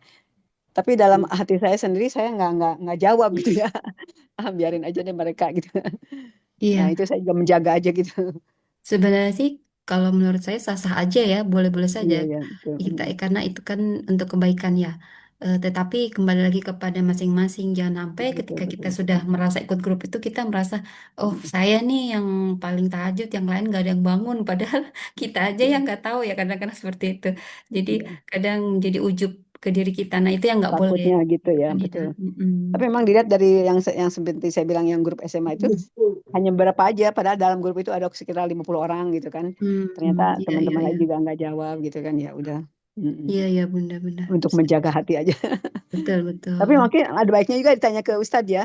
Iya. Itu menarik juga kan hari-hari ya ke ibadah hari-hari itu. Iya, bagaimana kita menatanya ya, bagaimana Betul, kita harus bersikap gitu ya. betul. Kalau Sebaiknya bagaimana gitu ya. betul, kalau dari mungkin nanti juga saya akan menanyakan ke Ustadz di sini kalau dari yang Ustadz jelaskan tadi di ayat 81 ini Mhm, saya tertarik kepada kata-kata yang berbeda di sini ketika afwan bukan 81 tadi 84 ya.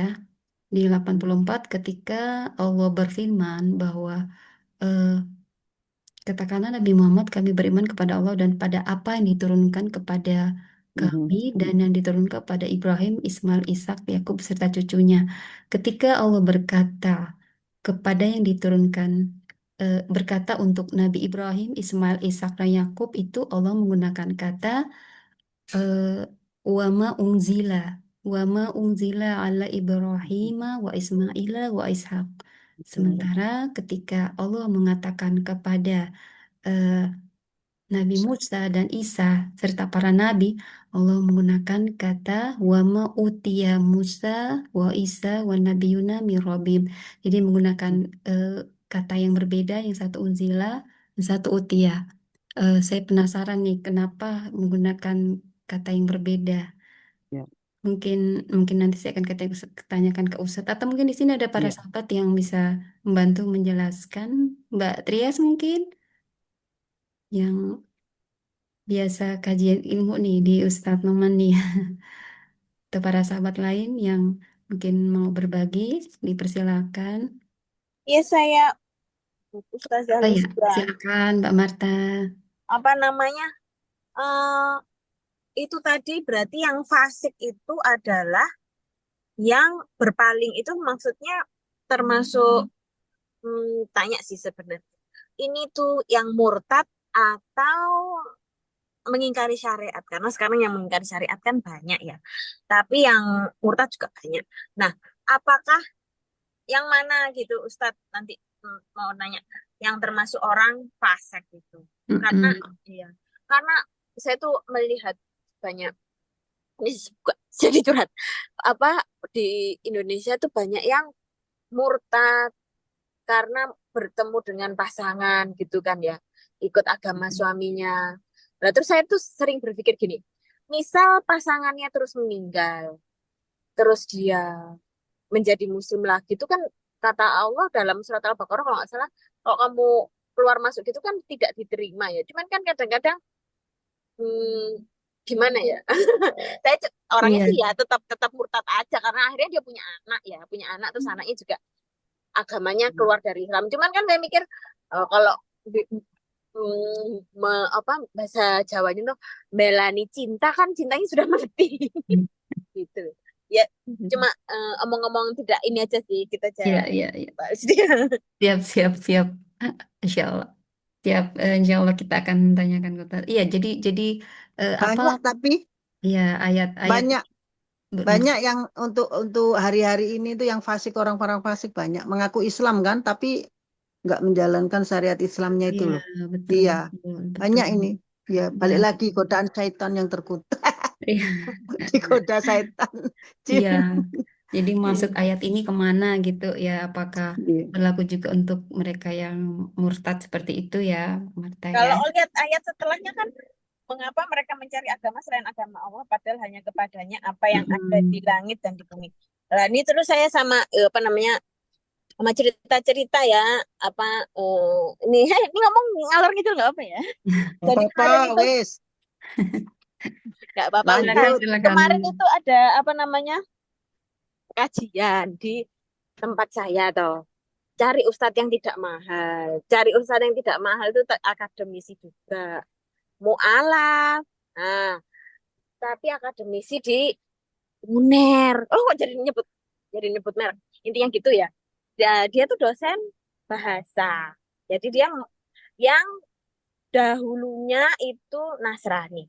Karena dia dahulunya Nasrani, dia ingin membuktikan bahwa dari dulu tuh loh ada ayat bahwa orang-orang yang sidik lah, yang sidik dan soleh yang akan dikaruniai bumi ini. Itu ada di surat apa ya kemarin saya lupa, tapi itu di apa namanya, di Mazmur itu juga ada.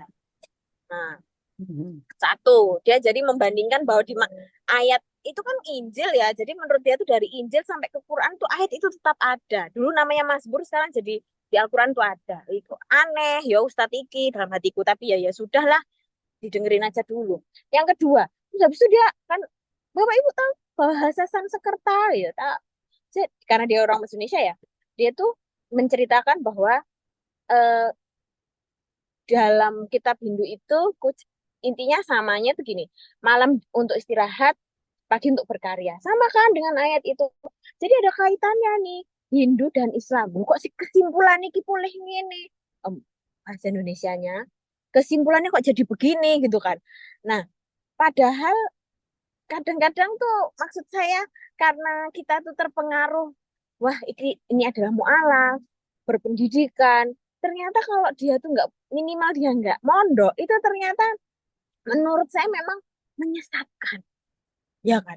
Terus habis itu ternyata saya googling, itu dia memang pernah apa sih, dikeluarkan oleh suatu yayasan karena memang suka di ngomong kayak gitu di YouTube gitu. Nah, saya tuh pengen mengingatkan ke mana, ke panitia, jangan lagi manggil Ustadz kayak gitu, tapi kok saya sendiri bukan panitia, nanti panitianya kecewa, wong aku iki golek sing murah malah mbok celatu gitu ya.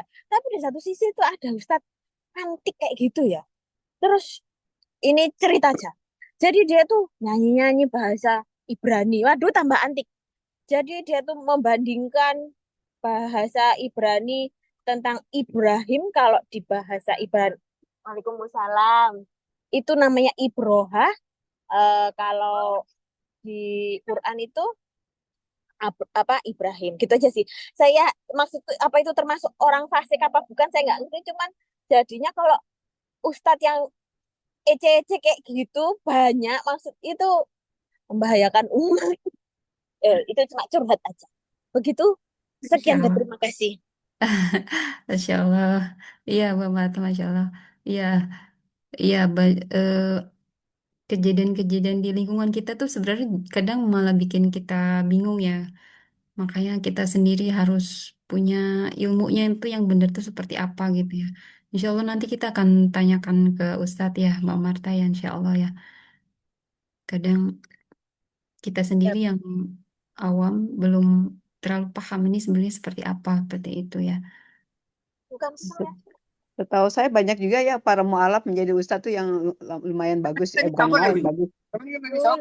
Jul, iku uji bojone nyambut gawe.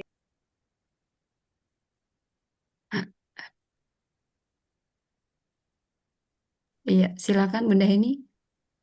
Iya, setahu saya itu banyak juga ustadz yang mualaf tuh yang apa tuh, yang apa namanya, yang tampil gitu ya, yang bagus gitu seperti Iya, Felix iya gitu kan, betul. Ustadz Felix ya, Ustadz Denis Denis siapa tuh, Daislim ya, yang dulunya penjudi kan tuh. Terus Mm, juga Ustadz Felix Donitan yang malah dia sering apa tuh memandu, bukan memandu untuk para yang ingin menjadi muslim kan. Iya, iya. Doditan apa siapa namanya kayak gitu. Iya, iya bagus-bagus mereka tuh. Kok itu Banyak kok. juga yang Chinese juga ya Iya, ada yang jadi ustadz-ustadz yang karena mereka betul-betul belajar gitu ya. iya betul, betul. Iya.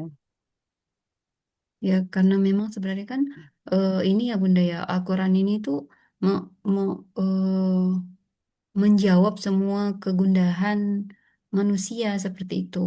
Betul, Kegundahan pedoman hidup kan ya ya di situ ya semua harusnya. lengkap Heeh. ya. Hmm. Karena fitrahnya manusia kan memang mencari ya mencari Hmm.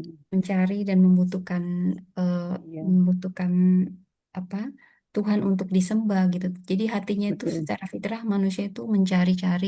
Ini sebenarnya yang benar seperti apa. Jadi ketika ketika manusia itu melenceng dari fitrahnya, maka itu Hmm. eh, kalau yang pernah Jadi saya sama ya. dengar dari ceramah itu eh, ada zat-zat partikel yang dalam dalam diri manusia itu seperti apa ya bertindak bertindak apa hal yang salah seperti itu, seperti Hmm. melakukan hal yang tidak benar gitu dalam tubuhnya, maka dia menjadi gundah, dia menjadi Hmm. bingung gitu karena dia Ya. tidak tidak me- melakukan fitrahnya dengan benar seperti itu. Walau alam Hmm. ya. Iya ya. Mbak Iya, Lisdia, Assalamualaikum.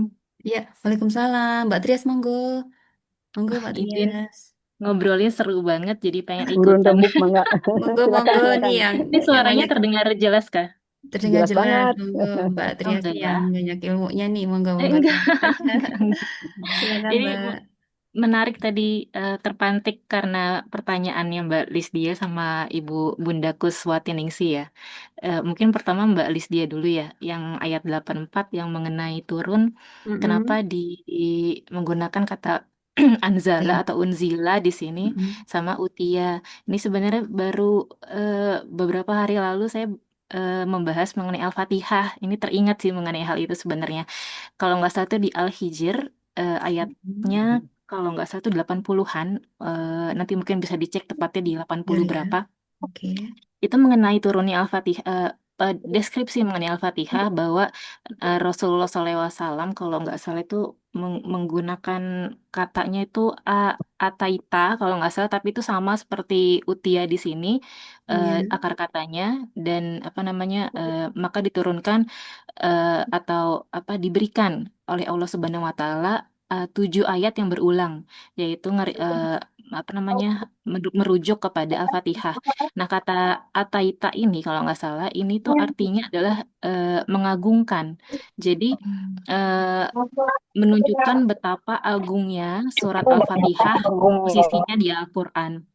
Nah, kemudian menarik ketika di ayat 84 ini, ketika membicarakan mengenai wahyu yang turun kepada Musa alaihissalam dan Isa alaihissalam menggunakan kata utia, kata-kata yang sama, kemudian disebutkan ke nabi lain seperti Ibrahim alaihissalam, Ismail alaihissalam, Ishak dan Yakub alaihissalam, itu digunakan kata unzila. Nah, kalau unzila itu seperti yang Ustadz Noman juga sempat menjelaskan bahwa diturunkan wahyu yang secara bertahap, tapi tidak selalu merujuk wahyu itu pada sebuah kitab. Tapi memang yang seperti kita tahu tidak ada kitab yang apa apa ya yang diturunkan gitu yang dari Nabi Ibrahim, Ismail, Ishak dan Yakub. Jadi memang wahyu-wahyu yang turun kepada spesifik nabi-nabi ini. Tapi untuk Nabi Musa alaihissalam, Isa alaihissalam digunakan kata utia karena memang keagungan kitab yang diberikan kepada mereka, yaitu Taurat dan Injil, sama seperti Rasulullah SAW. Menariknya adalah kata anzala sama kata utia ini diberikan di deskripsinya itu diberikan juga kepada Rasulullah SAW untuk berbagai macam ayat dan berbagai macam surah. Dan yaitu yang saya fokuskan adalah tadi adalah karena saking spesialnya surah Al-Fatihah itu maka digunakan katanya ataita itu. Mungkin itu yang se penangkap apa yang pernah saya dengar dari beberapa kajian. Nanti mungkin dilengkapkan lagi oleh Ustadz nanti ketika bergabung kembali. Kemudian tadi satu lagi ingin menanggapi pertanyaannya Bunda Kus terkait dengan kenapa ya apa namanya padahal sudah diberitahukan tapi apa namanya umatnya itu diberitahukan mengenai nabi terakhir, tapi umat-umatnya itu tidak mengikuti. Tadi juga sudah dijawab oleh Bunda Heni terkait apa Yahudi dan Nasrani, alasannya memang karena keangkuhan di dalam hati mereka. Kemudian yang saya sebenarnya soroti adalah Bunda Kus juga sempat menyebutkan agama lain seperti Bunda apa Hindu sama Buddha. Sama tadi Mbak Marta kan juga sempat membahas yang tadi Hindu ya. Ini menarik karena saya coba cari kenapa yang disebut apa namanya agama samawi itu kan cuma 3 ya, Islam, Nasrani sama Yahudi. Karena memang bapaknya kita bapaknya agama kita itu ininya tuh atasnya itu Ibrahim alaihissalam. Tapi Hindu dan Buddha ini menarik karena mereka berbeda. Eh, Kalau Hindu, kalau ditelusuri sejarahnya itu memang dia berkembang dari sebuah budaya di perairan atau di sekitar apa namanya Indus ya kalau nggak salah ya, Sindus atau Indus sungai itu di daerah India. Kemudian dia lahirnya itu jauh sebelum Masehi, sekitar 1000 atau 1500, dan itu apa ya, sejaman kira-kira kalau dari apa namanya dari bukunya apa namanya Bidayah wa Nihayah itu siapa ya? Eh Imam Ibnu Katsir, mohon maaf, Ibnu Katsir itu pada era tersebut, tahun tersebut itu adalah masanya Musa alaihissalam dan para Yahudi, istilahnya kaum-kaum Yahudi yang di daerah ini ya atas ya, apa kayak Jazirah Arab tapi yang bagian atas itu kalau tidak salah ya. Nah itu jadi berbeda, kalau India kan agak di bawah nih. Nah apakah ada Rasul yang ke sana? Akan di ayat salah satu ayat di Al-Quran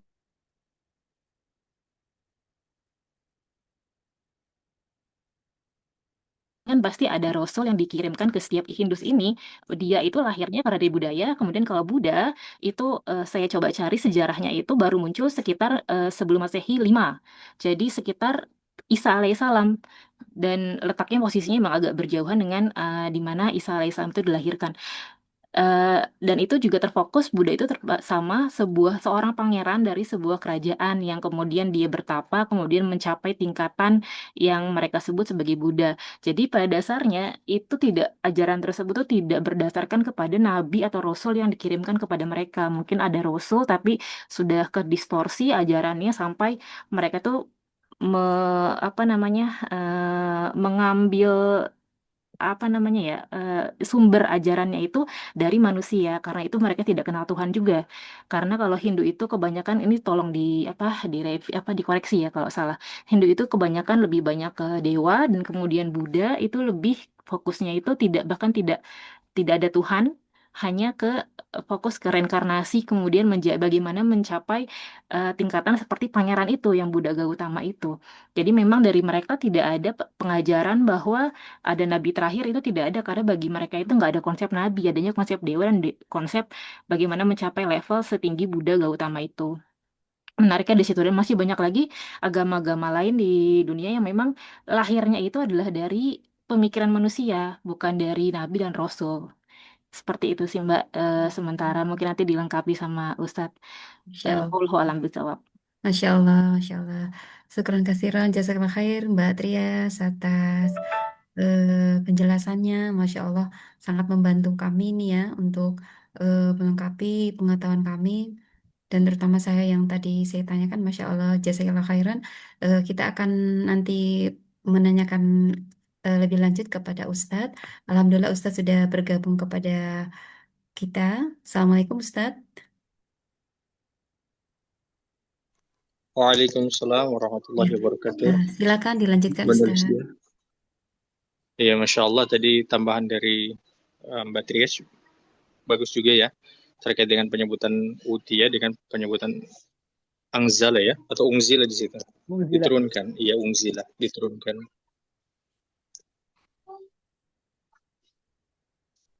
Baik, kita sudah masuk ayat berapa ya? Tadi sampai 86 Ustadz. Baik, 86 ya. Kemudian Allah Subhanahu alhamdulillah Afwan, salatu 87 wassalamu. Ustadz. Oh, 87 ya. 87 ya. Baik. Alhamdulillah salatu wassalamu wa ba'd. Kita sekarang masuk 88 karena kan disebutkan wal malaikati wan nasi ajmain, seluruh para malaikat dan manusia itu melaknat mereka. Itu mereka yang tidak beriman kepada Allah Subhanahu wa taala. Kemudian Allah katakan, laknat itu khalidina fiha. Dia kekal selama-lamanya. Artinya, khalidina fiha ini mereka akan kekal pada laknatnya Allah itu. Mereka akan dimasukkan ke dalam neraka, jahanam tentunya. Jadi mereka kekal dalam laknatnya Allah itu. La yukhaffafu anhumul adab. Dan tidak akan diringankan adab atas mereka. Ya, jadi tidak akan diringankan atas adab mereka. Jadi penolakan terhadap apa yang dibawa oleh Nabi Muhammad itu fatal akibatnya, sangat-sangat fatal. Jadi kita harus mengikuti Nabi sesuai dengan apa yang telah Nabi ajarkan atau telah Nabi berikan kepada kita melalui Al-Quran maupun hadis ini. Memang sekarang atau di hari ini kita dapati banyaknya perselisihan, perdebatan, sampai klaim satu sama lain. Maka di sini kita harus yang kita harus lakukan adalah kita memperbanyak meminta kepada Allah Subhanahu wa taala doa agar kita diberikan jalan yang lurus, dan kita juga harus memperbaiki niat kita, kejujuran hati kita dalam masalah beramal, belajar maupun beramal, karena kejujuran hati ini akan membawa kita kepada kebaikan, ya, kita membawa kita kepada kebaikan. Kenapa banyak orang-orang yang murtad, sebagaimana beberapa orang yang di masa Nabi akhirnya mereka itu murtad? Ya karena memang mereka itu ketika menerima Islam tidak dengan kejujuran hati mereka. Jadi kejujuran hati itu justru akan membawa kepada kebaikan, keistiqomahan maupun keselamatan di akhirat. La yukhaffafu anhumul adab, mereka tidak akan diadab sedikit, mereka tidak akan diringankan adab mereka sedikit pun. Jadi adab mereka itu akan terus-menerus menyakitkan. Mereka tidak akan kebal dengan adab itu. Biasanya kan kalau ada orang yang sudah seringkali disiksa, biasa dia sudah kebal dia. Tapi tidak seperti itu nanti di akhirat. Dia tetap akan merasakan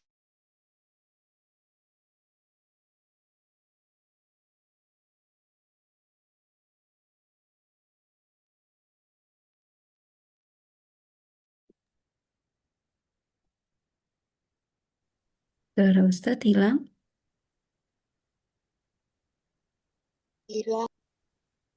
Hilang ya, sepertinya Ustadz terlempar. Baik, kita tunggu. Mungkin nge-freeze atau terpental ya? Iya, terpental nih, sinyal nih. Itu sudah masuk.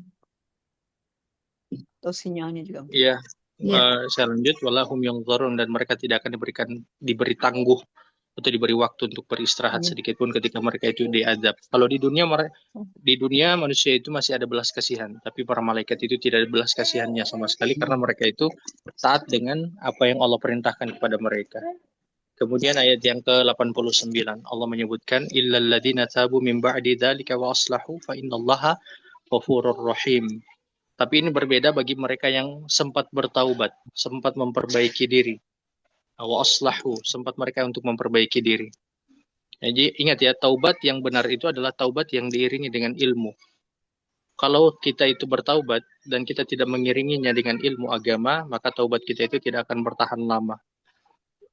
Berapa banyak ada orang-orang yang terdekatnya itu meninggal dunia, maka dia segera akan merasa seperti diberi teguran. Tapi berselangnya waktu seperti 10 hari, 20 hari dari peristiwa itu, dia akan kembali lagi pada kemaksiatannya. Karena apa? Kenapa bisa seperti itu? Karena dia tidak mengiringi taubatnya itu dengan ilmu agama. Karena ilmu agama ini insya Allah yang bisa membawa dia juga kepada terang, kejelasan tentang apa perbuatan dosa dan seperti apa perbuatan baik begitu, atau yang beribadah.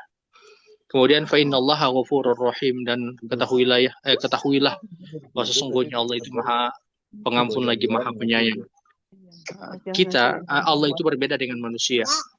Ketika ada seseorang yang melakukan kesalahan kepada manusia yang lain, dia akan mengingat kesalahan itu bahkan sampai dia tidak akan memberi maaf kepada orang itu. Apalagi kesalahan yang dia lakukan adalah kesalahan yang fatal. Tapi berbeda dengan Allah. Sekalipun dosa yang kita lakukan itu adalah syirik, menduakan dia, padahal dialah yang telah menciptakan kita. Kalau kita sempat bertobat, maka Allah akan mengampuni kita. Begitu. Karena apa? Karena Allah itu ghafurun, Rahimun, dia itu maha pengampun. Kenapa seringkali digandengkan antara Ghafur dengan Rahim? Karena ampunan Allah itu berbarengan dengan kasih sayangnya Allah. Sebagaimana juga yang saya sebutkan tadi, ketika seseorang bertaubat, maka peluang untuk diberikan hidayah itu sangat tinggi kepadanya, pada orang itu. Dan hidayah itu nanti dipelihara dengan apa? Dengan ilmu agama dan kejujuran hati. Kemudian ayat yang ke-90, Allah Subhanahu wa taala berfirman, "Innal ladzina kafaru ba'da imanihim." Sesungguhnya orang-orang yang kafir, kemudian orang yang kafir sesudah mereka beriman, sumazdadu kufron, kemudian bertambah kekufuran mereka, lan tuqbala taubatuhum, tidak akan diterima taubat mereka, wa ulaika humud dhallun, dan mereka itu adalah orang-orang yang sesat. Apa maksud dengan mereka itu tidak diterima taubat mereka? Maksudnya adalah kalau mereka mati dengan membawa kekufuran itu, bahkan kekufuran mereka itu menjadi kekufuran yang sangat besar, maka mereka tidak akan diterima taubat mereka. Karena setiap orang ketika mati, mereka akan meminta ampun kepada Allah. Setiap orang-orang kafir. Tapi karena mereka sudah mati, maka taubat mereka itu tidak diterima oleh Allah Subhanahu wa taala. Di sini disebut dengan sumazdadu kufron, bertambah kekufuran mereka. Hari ini ada orang-orang yang tidak lagi menyadari bahwa dia telah melakukan kekufuran atau telah terjebak pada kekufuran itu. Dari mana kita bisa tahu itu? Dari banyaknya informasi hari ini atau tulisan-tulisan hari ini yang kita dapati. Biasanya tulisan-tulisan itu justru membawa kita kepada ranah keraguan terhadap Islam.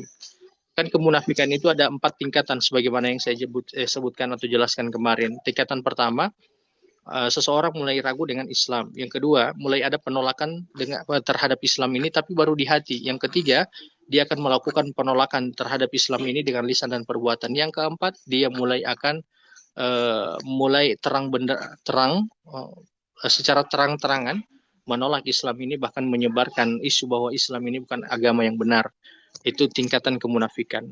Nah, tingkatan kemunafikan ini bisa membawa kepada bisa ada pada hari ini dengan banyaknya informasi di sosial media maupun tulisan-tulisan yang dimana tulisan-tulisan ataupun informasi-informasi itu membawa seseorang pada keraguan akan Islam.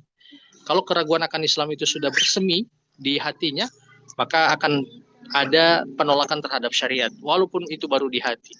Kalau sudah ada penolakan terhadap syariat itu di dalam hatinya dikarenakan informasi yang dia dapatkan dari sosial media yang terus-menerus, maka dia mulai akan sumazdadu kufron, akan bertambah kekufurannya dengan apa? Dengan dia menolak dengan lisan maupun perbuatannya sampai akhirnya dia menyatakan dirinya sebagai orang-orang yang tidak menerima Islam. Kemudian Allah Subhanahu wa taala menyebutkan ayat yang terakhir, innal ladzina kafaru wa matu wa hum kuffar. Sesungguhnya orang-orang yang kafir lalu mati sedang mereka itu tetap kafir. Jadi orang-orang yang kafir yang mati dengan kekafiran mereka, fala yuqbala min ahadihim mil'ul ardi dhahabau wala biqtadabi, maka tidak akan diterima dari dia atau dari mereka emas sepenuh bumi walaupun dia menebus dirinya dengan itu. Kan yang saya sebutkan tadi yang menyebabkan seseorang itu menjadi angkuh, menjadi sombong karena melihat sesuatu yang tidak dimiliki oleh orang lain yang dia punya akan hal itu, dia memiliki sesuatu itu. Jadi kalau di sini kebanyakan daripada mereka sombong, orang Yahudi maupun orang-orang musyrikin, itu dari uang yang mereka punya. Bahkan dengan uang yang mereka punya itu kebanyakan mereka sampai menyewa orang lain untuk apa? Untuk memblokade, bahkan mempersekusi orang-orang beriman. Maka di akhirat nanti sebagaimana apa yang mereka lakukan, yang merasa bahwa uang mereka itu bisa menyelamatkan mereka, uang mereka itu bisa melakukan perlawanan terhadap orang-orang beriman, di akhirat nanti uang mereka ataupun disebutkan di sini emas sepenuh bumi. Tentu emas sepenuh bumi ini tidak ada ya. Tidak ada orang yang memiliki emas sepenuh bumi. Tapi ini ibaratnya, kalaupun ada orang yang memiliki emas sepenuh bumi, lantas kemudian dia mati dalam keadaan kafir, maka emas itu tidak akan bisa menebus dirinya sama sekali di akhirat. Ulaika lahum adzabun alim. Mereka itu akan mendapatkan siksa yang sangat perih, siksa yang sangat pedih. Alim itu pernah saya gambarkan kalau misalnya kita naik motor, kemudian kita dapati ada orang yang mengalami kecelakaan, lalu banyaknya orang, lalu kita tanya, apa yang terjadi? Orang-orang di situ kemudian mengatakan ada orang yang kecelakaan, kemudian kepalanya bocor, tangannya patah, kemudian badannya putus. Kita yang mendapatkan informasi seperti itu saja tidak mau membayangkan, jangankan mengalami ya, mau melihat saja tidak mau, jangankan melihat, membayangkan saja tidak mau. Kita sudah tidak mau. Maka begitu yang disebut dengan adabun alim, adab yang sangat pedih sampai untuk membayangkannya pun kita tidak akan mampu. Kemudian wa malahum min nasirin, sebagaimana yang disebutkan tadi, kebanyakan daripada orang-orang yang sombong itu merasa bahwa mereka bisa menyewa orang-orang untuk menjadi penolong bagi mereka. Maka di akhirat nanti kata Allah wa malahum, ada penyebutan ma dengan diterjemahkan tidak, dan ini adalah ma penafian, yang dimana mereka merasa bahwa mereka pasti ada penolongnya. Di dunia biasanya kan seperti itu, di akhirat tidak akan ada sama sekali penolong untuk mereka. Mungkin demikian dari dia. Kalau ada yang ingin sharing satu sama lain, dipersilakan supaya memperkaya kasanah keilmuan kita. Wabillahi taufiq wal hidayah. Assalamualaikum warahmatullahi wabarakatuh. Waalaikumsalam warahmatullahi wabarakatuh. Masya Allah, syukur kasiran Ustadz. Jazakallah khair atas mutiara ilmunya. Tadabur dari ayat 81 hingga 91 surat Ali Imran. Tadi sempat ada sahabat yang sudah menanyakan dari kita masih punya waktu Ustadz ya, insya Allah ya. Baik, dari Bunda Kus tadi menanyakan apakah berarti setiap kitab yang telah diberikan oleh Nabi dan Rasul sebelum Nabi Muhammad itu telah tertulis bahwa nanti akan ada akan diutus seorang Rasul bernama Nabi Muhammad. Kurang lebih seperti itu ya, Bunda Kus ya pertanyaannya ya. Ya, iya betul ya. Oke. Eh, mau dijawab dulu, Ustaz? Iya, boleh jurnalis dia. Iya, jadi memang di dalam setiap wahyu yang Allah berikan kepada Nabi Muhammad sudah memang ada informasi kepada nabi-nabi terdahulu yang Allah beri, itu sudah ada informasi tentang kedatangannya Nabi Muhammad.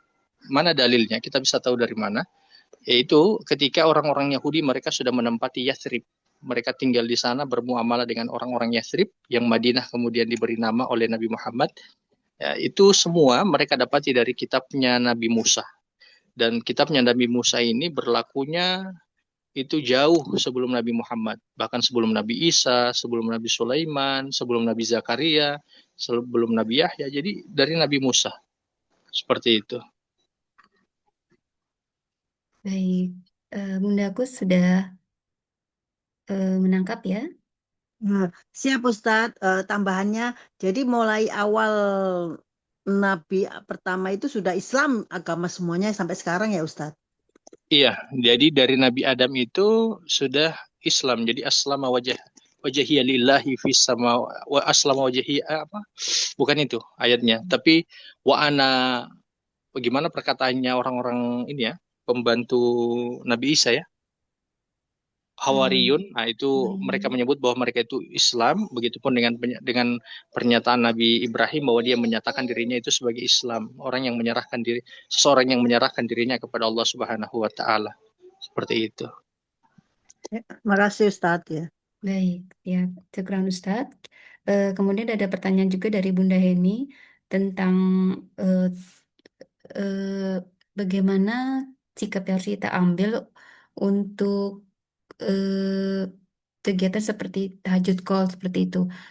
Kita tidak ingin sampai merasa ria gitu, tetapi ini niatnya adalah untuk syiar. Bagaimana sebaiknya Ustadz? Gimana? Seperti itu ya, Bunda Heni? Ulangi pertanyaan, dipersingkat. Iya, Bunda. kita tidak ingin merasa ria, merasa ujub seperti itu, tetapi ketika kita ingin niatnya adalah syiar, seperti misalnya ada komunitas tahajud call seperti itu, bagaimana kita seharusnya bersikap? Karena kita juga tidak ingin terjebak dalam kondisi ria, ujub seperti itu, ingin dibilang bahwa saya nih sholat tahajud seperti itu, tetapi niatnya adalah hanya pure untuk syiar, untuk kebaikan. Bagaimana sebaiknya Ustadz? Ya, jadi ketika kita mengajak kepada seseorang, maka kita ajak dengan kita sampaikan bahwa kita ajak untuk melaksanakan sholat tahajud. Cuman kita yang mengamalkannya baiknya jangan terlalu kita sampaikan. Misalnya kita katakan, coba kamu itu sholat tahajud kayak saya, coba kamu itu bersedekah kayak saya. Jadi jangan seperti itu, tapi sampaikan saja atau ajak dia kepada kebaikan dengan isi pesan itu tanpa menyebutkan diri. Jadi sampaikan saja, sampaikan, ayo sholat tahajud, ayo perbanyak bersedekah, seperti itu. Kalaupun untuk memberikan contoh sebagaimana diri sendiri, itu harus ada alasan yang tepat atau alasan yang kuat. Mungkin karena ada peristiwa di saat itu atau hal-hal yang lain yang ingin disampaikan, atau ada hal-hal yang besar yang ingin disampaikan. Ya, Bunda Heni, apakah sudah bisa menangkap jawabannya? Mungkin Bunda Heni belum standby ya. Baik, berarti kita menyampaikan saja perintahnya tanpa melibatkan diri Afwan pribadi. balik dia. Pertanyaan yang tadi dari Ibu Kus. Tadi saya hanya Dari menanggapi aja. Bunda Kus. Afwan Bunda Kus ya. Iya. Ya, tadi kita membicarakan bersama ya Bunda ya. Iya betul, Siap-siap. berdiskusi. Bunda Kus sudah menangkap ya? Iya Bun, ya. Ya, Makasih baik. ya. Baik. Kemudian ada lagi dari Mbak Marta, Ustadz, mengenai ayat 82. Apakah orang yang berpaling itu maksudnya termasuk orang-orang yang murtad?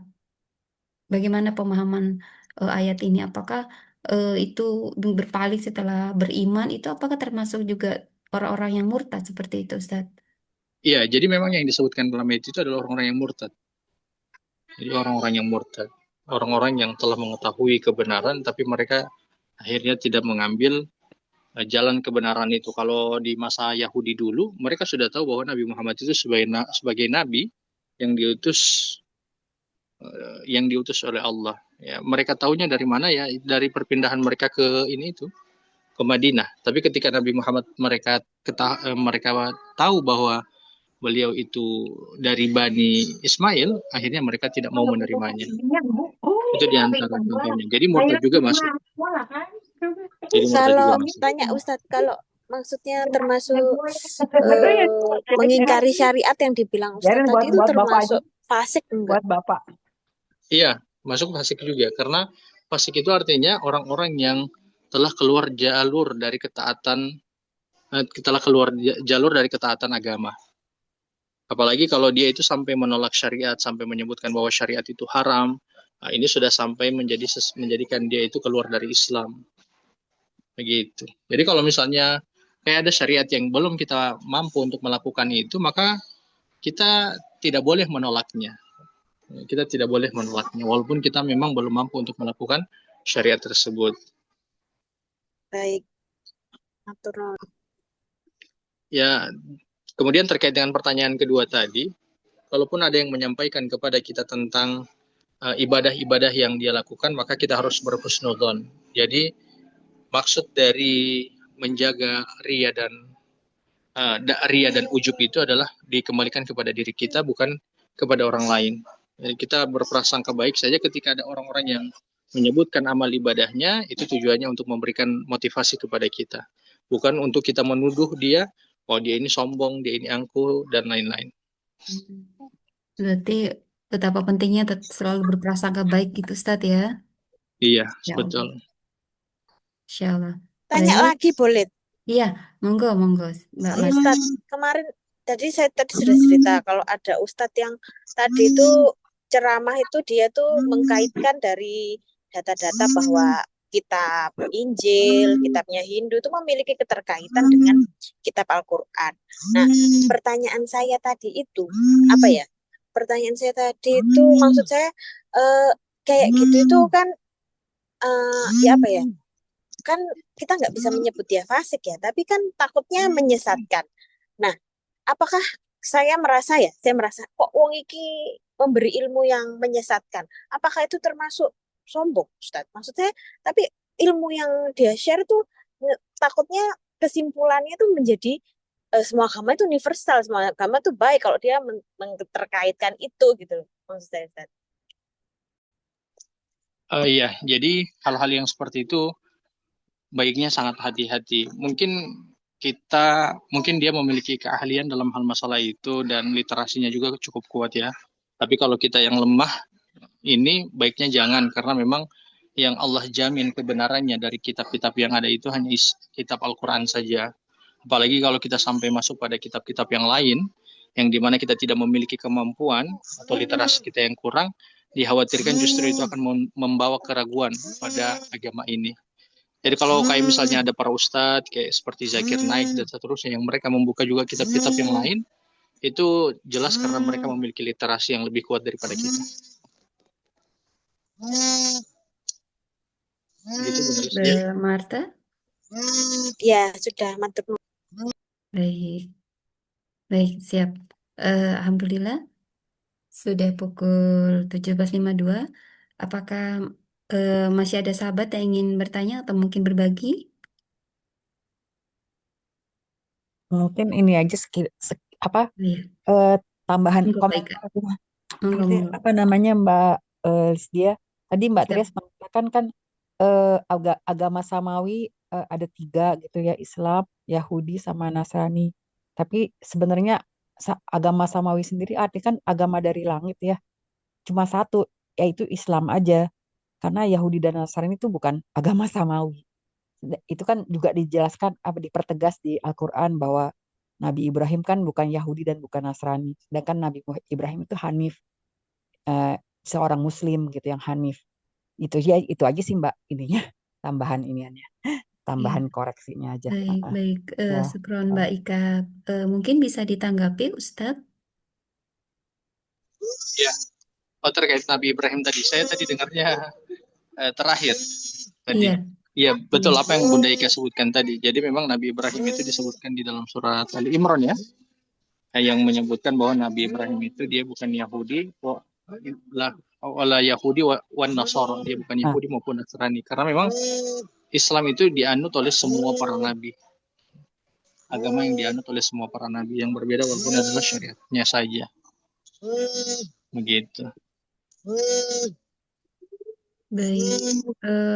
Tadi saya juga sempat masih ada waktu kah Ustadz? Masih ada, Bun, masih ada. Baik. Tergantung di sana kalau belum masuk maghrib. Iya, Kalau di sini sudah selesai maghribnya. Iya, sekarang maghribnya jam 6 lewat ya. Tadi saya ingin menanyakan ini Ustadz, yang tadi yang unzila itu Ustadz, bagaimana kalau menurut Ustadz di ayat 84 itu Ustadz, mengapa untuk ketika Allah berkata untuk Nabi Ibrahim, Ismail, Ishak, Yakub, Allah menggunakan kata unzila. Kemudian untuk Nabi Musa dan Isa, Allah menggunakan kata uti ya. Apa bedanya Ustadz ya? Mungkin Ustadz bisa memberi pencerahan. Jawabannya sebagaimana yang disebutkan sama Mbak Trias tadi, itu sudah sangat lengkap dan sudah sangat bagus jawaban. Bahkan itu jadi tambahan ilmu juga bagi saya, penyebutan unzila dengan utia itu. Begitu. Cuman ketika disebut dengan unzila itu, disebutkan dengan unzila itu penyebutannya secara umum sebagai bentuk wahyu. Jadi penyebutannya sebagai bentuk wahyu, unzila. Tapi kalau dia disebut dengan utia, dia sebagai bentuk penyebutan untuk tanggung jawab. Jadi kayak diberi hukum seperti itu nih, diberi nih kayak aturan-aturan langsung. Begitu. Jadi sudah lebih kepada beban tanggung jawab lah utia itu. Karena asalnya sudah kaitan masalah hukum yang terkait dengan itu semua. Begitupun dengan masalah akidah. Cuman kalau disebut dengan unzila itu lebih kepada apalagi tadi saya sebutkan apa tadi? Unzila? Wahyu. Berkaitan dengan wahyu, begitu. Wahyu. Jadi baru penyebutan secara umum. Tapi kalau disebut dengan utia, maka kita sudah tertuju kepada hukum. Yang begitu-begitu dia. Iya, tadi yang seperti dijelaskan Mbak Tias ya, apa? 7 apa tadi? 7 peraturan ya. Ya, makanya utia itu disebutkan kepada Nabi Isa dan Nabi Musa karena memang aturan bukan berarti bahwa kepada Nabi Ibrahim dan kepada nabi-nabi terdahulu itu tidak ada aturannya. Cuman utia ini disebutkan kepada Nabi Musa dan kepada Nabi Isa, disandarkan kepada mereka karena itu yang masih ada orang-orang yang memegang di hari ini aturan ataupun hukum-hukum itu. Sampai hari ini masih ada yang memegang itu. Coba ditanya, ada orang yang hari ini mengamalkan amalan ataupun hukumnya Nabi Yakub? Tidak ada. Ada yang Nabi Ibrahim? Tidak ada yang disebutkan tadi. Siapa lagi Nabi yang di atas tadi? Nabi Nabi Ishak. Hak. Ishak, tidak ada. Tidak ada yang mengamalkan hukum dan hukum yang mereka mengklaim itu merupakan hukum atau aturan ataupun ibadah nabi-nabi itu, tidak ada. Tapi kalau Nabi Isa dengan Nabi Musa masih sampai hari ini mereka masih mengklaim bahwa itu merupakan mereka mengamalkan apa yang diamalkan oleh Nabi Musa, Nabi Isa. Mereka mengatakan bahwa mereka itu masih menerapkan hukum dari Nabi Isa dan Nabi Musa. Begitu dia. Makanya di beda antara utia dengan unzila itu. Unzila penyebutan wahyu yang penyebutan secara umum saja. Bahwa mereka mendapatkan dari Allah, hanya itu. Tapi kalau utia sudah berkaitan dengan masalah hukum, ibadah, dan lain-lain. Oh, ada. Oke. Siap-siap, Masya Allah. Alhamdulillah. Syukran kasih Ustaz, jazakallah khair. Baik para sahabat, mungkin waktu juga sudah hampir menunjukkan pukul 18 ya. Bentar lagi maghrib. Mungkin kita cukupkan sampai di sini Ustaz ya. Ya Bun, sudah. Baik. Baik, Masya Allah. Alhamdulillah para sahabat sekalian, sore ini kita mendapatkan mutiara ilmu yang begitu banyak yang bisa kita pelajari. Beberapa poin penting yang sempat tadi saya bisa catat dari apa yang disampaikan Ustadz, yaitu bahwa betapa pentingnya kita tidak membeda-bedakan para nabi karena semua mengajarkan tauhid yang sama, yaitu penyembahan kepada Allah dan berdoa hanya kepada Allah, dan juga eh, s- eh, menggunakan Asmaul Husna, sifat-sifat Allah seperti itu, juga mengenai eh, betapa pentingnya kita menjalankan semua syariat Allah dan tidak menggunakan sebagiannya saja, karena kita nanti takut akan bisa terjebak ke dalam golongan orang yang fasik seperti itu ya. Kemudian kata yurja'un juga itu bermakna tidak hanya kembali, bukan hanya kembali begitu saja, tetapi mempertanggungjawabkan atas pengingkaran yang dilakukan atau pilihan yang telah kita lakukan seperti itu. Kemudian juga ada eh, betapa kita eh, tidak boleh eh, betapa fatalnya akibatnya dari eh, kufur seperti itu, karena akibatnya adalah Allah akan membenci kita. Kalau Allah sudah membenci kita, itu laknat Allah akan turun kepada orang tersebut seperti itu ya. Kemudian doa juga yang seperti Ustadz telah ajarkan, sebaiknya kita memperbanyak doa supaya kita selalu berdoa supaya Allah selalu memberikan jalan yang lurus, dan juga kita mohon selalu untuk selalu diberikan kejujuran hati atau keikhlasan dalam melakukan segala hal. Seperti itu ya, Masya Allah. Jazakallah khairan Ustadz atas ilmunya pada sore hari ini. Semoga ilmu yang kita dapatkan bermanfaat. Semoga Allah mudahkan kita pula mengamalkannya dalam ketaatan. Semoga bisa kita sampaikan lagi kepada keluarga terdekat kita dan kepada orang-orang sekitar kita, dan tentunya kepada lebih banyak orang lagi. Saya tutup dengan ucapan hamdalah, alhamdulillahirrabbilalamin. Sebelumnya jasa khairan kasiran juga kepada Bunda Tara yang telah memfasilitasi kami dalam kajian sore hari ini. Jasa khairan kasiran kepada para sahabat semua yang sudah berpartisipasi, dan semoga Allah mudahkan segala urusannya dan semua selalu sehat. Dan kita akan berjumpa lagi di minggu depan insya Allah dalam kajian PMMC selanjutnya. Semoga kita semua istiqomah. Saya tutup juga dengan istighfar 3 kali. Astagfirullahaladzim, astagfirullahaladzim, astagfirullahaladzim. Doa penutup majelis. Subhanakallahumma bihamdika. Asyhadu alla ilaha illa anta astaghfiruka wa atubu ilaik.